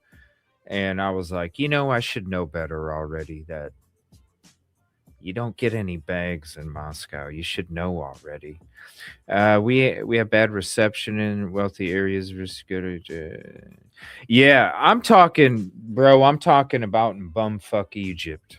All right, we're talking about Idaho, close to the Canadian border, damn near middle of fucking nowhere, nothing but mountains and rolling hills for hours, and then you got two little dinky dink towns that have about 20,000 apiece in them. That's it. Yeah, there's spots. Literally, it was like what? I think if it was you only had to go. You only had to go. I think it was about 45 minutes south of Moscow, and you're already hitting areas where you would have to get out of your car just to try and get a bar. Not very far, middle of frickin' nowhere. It's a ghost. It's a ghost town. Just notice it. Able to see it and something. Oh yeah, like trust me, I have footage. I think I was gonna start. I can't remember. I was gonna start on one of these weekend days and just hang out and go through it all. I even have footage of my drives there and back. I believe I recorded each way actually there and back. But it literally, it's just nothing but rolling hills and mountains and one frickin' road. That's basically it. It's a bunch of nothing. It's a bunch of nothing. I find not that that's something that's brought up in the cold cases as well, because they're like, well, where were they last seen, or where was their cell phone? Where did it ping off last? Yeah. And bringing all of that up, it brings up like 5 different towers in a huge vicinity that you can't even begin to figure that out. It's not accurate whatsoever. Microwaves. Damn. Yeah, I just did it. I can pull it up here. So I'll show you this real quick because I don't think I've even shown it to you because we did it for a case. I had to actually prepare for a case. Share the screen. Here we go. Boom. Oh, hold on. Share. Let me share So it with this you. right here is, I believe it says, here we go. Historical cell site location information in forensic context. It's been used. There's a bunch of different articles on it, but historical. This is right from the a peer-reviewed forensic science journal article on the issue. It is junk science to use it with absolute certainty. It's been offered as objective scientific location evidence in criminal trials. It's actually been used to Junk actually convict science. people, but it's not precise. It's way less precise than people claim it is. Not only is there no way to pinpoint a cell phone's precise geographic location from historical data, but there's also no known validation of error rates for these methods.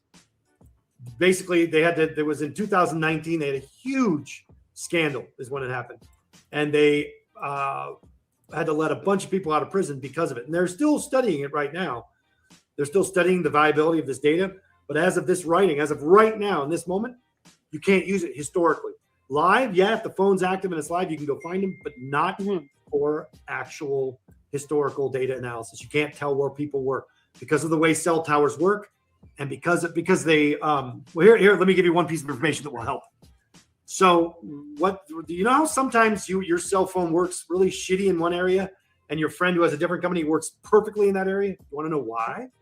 Why? Because your carrier is choosing what tower to use based on the cost, not based on the location. You have a tower here on your block right outside your house, let's say, and you got one that's a half a mile away.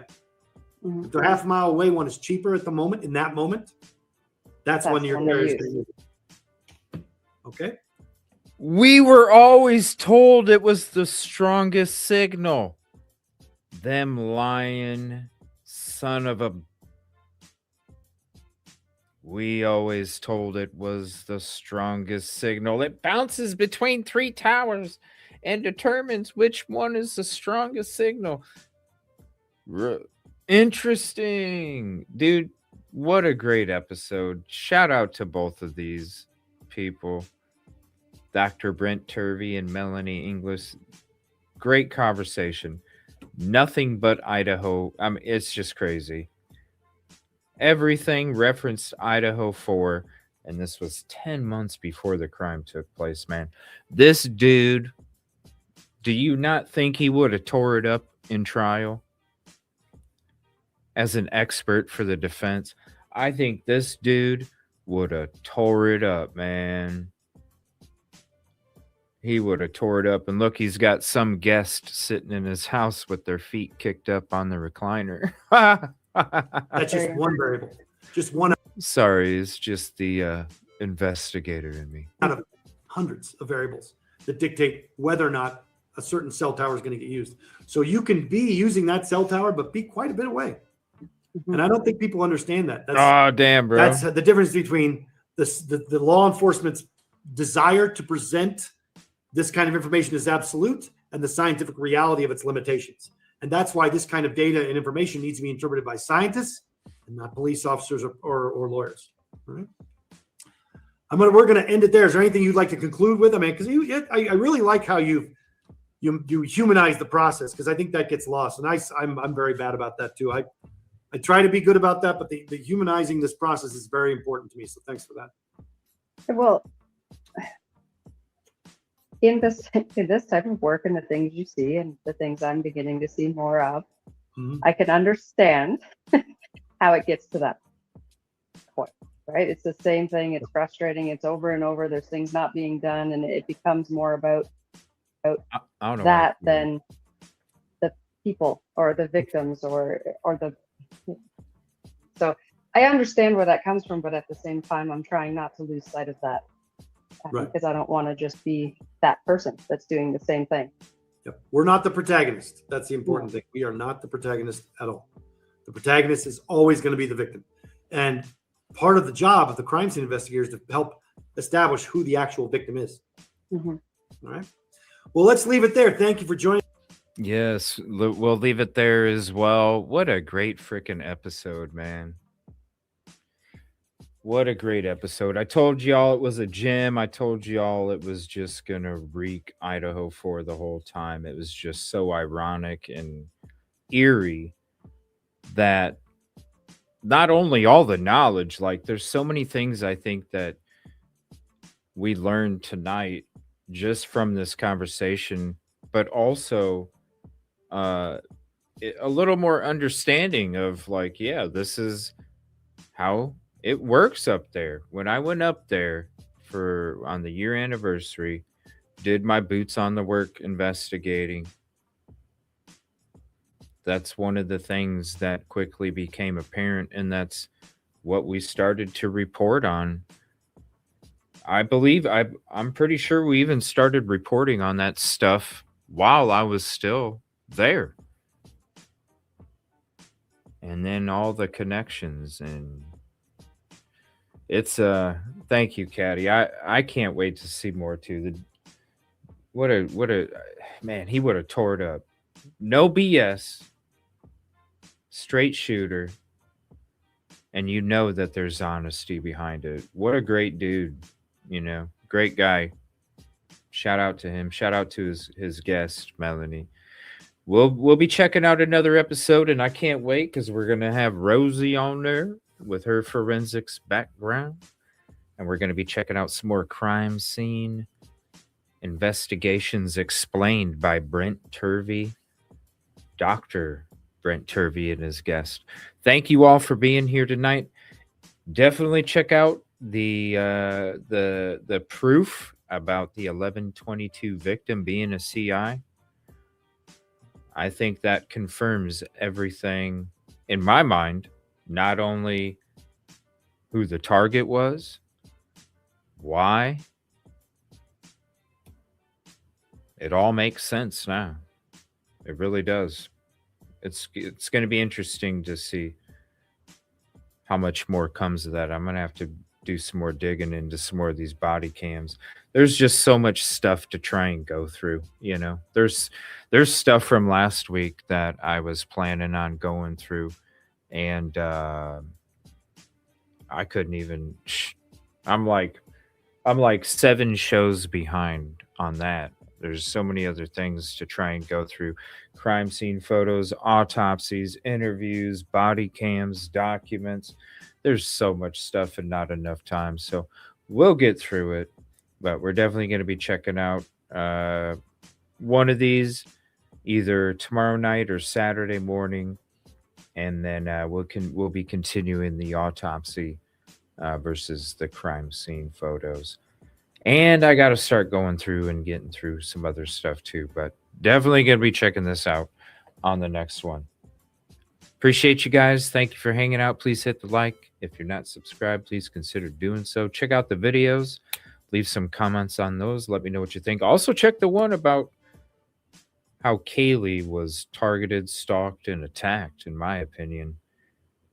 And it kind of goes with everything else that we kind of went through at the beginning of the show, too. So, see y'all tomorrow night. Also, I'm going to be going over to my TV channel. I'm going to be doing some gaming over there for a little bit. So, if you want to continue to hang out, come on and head over there. Hang out with us. We'll be live maybe in about a half an hour, maybe a little bit longer than that, just for a short period of time. And then we'll be doing some shows tomorrow. Now, if I am able to get back at a decent time, I might do a early afternoon show just to hang out. But just look for a notification for that if we do. Otherwise, we will be back here tomorrow night, 10 o'clock Central, and then we'll be back on Saturday, I believe Saturday morning. I'm not sure what time for that. Thank you, guys. Appreciate you. Love you. Please stay safe, stay warm, And always hug your loved ones because you never know. You just never know. See y'all later. Or at the TV channel if you're coming. And say hi to Evil Kitty and Evil Buddy. They love you too. Appreciate you.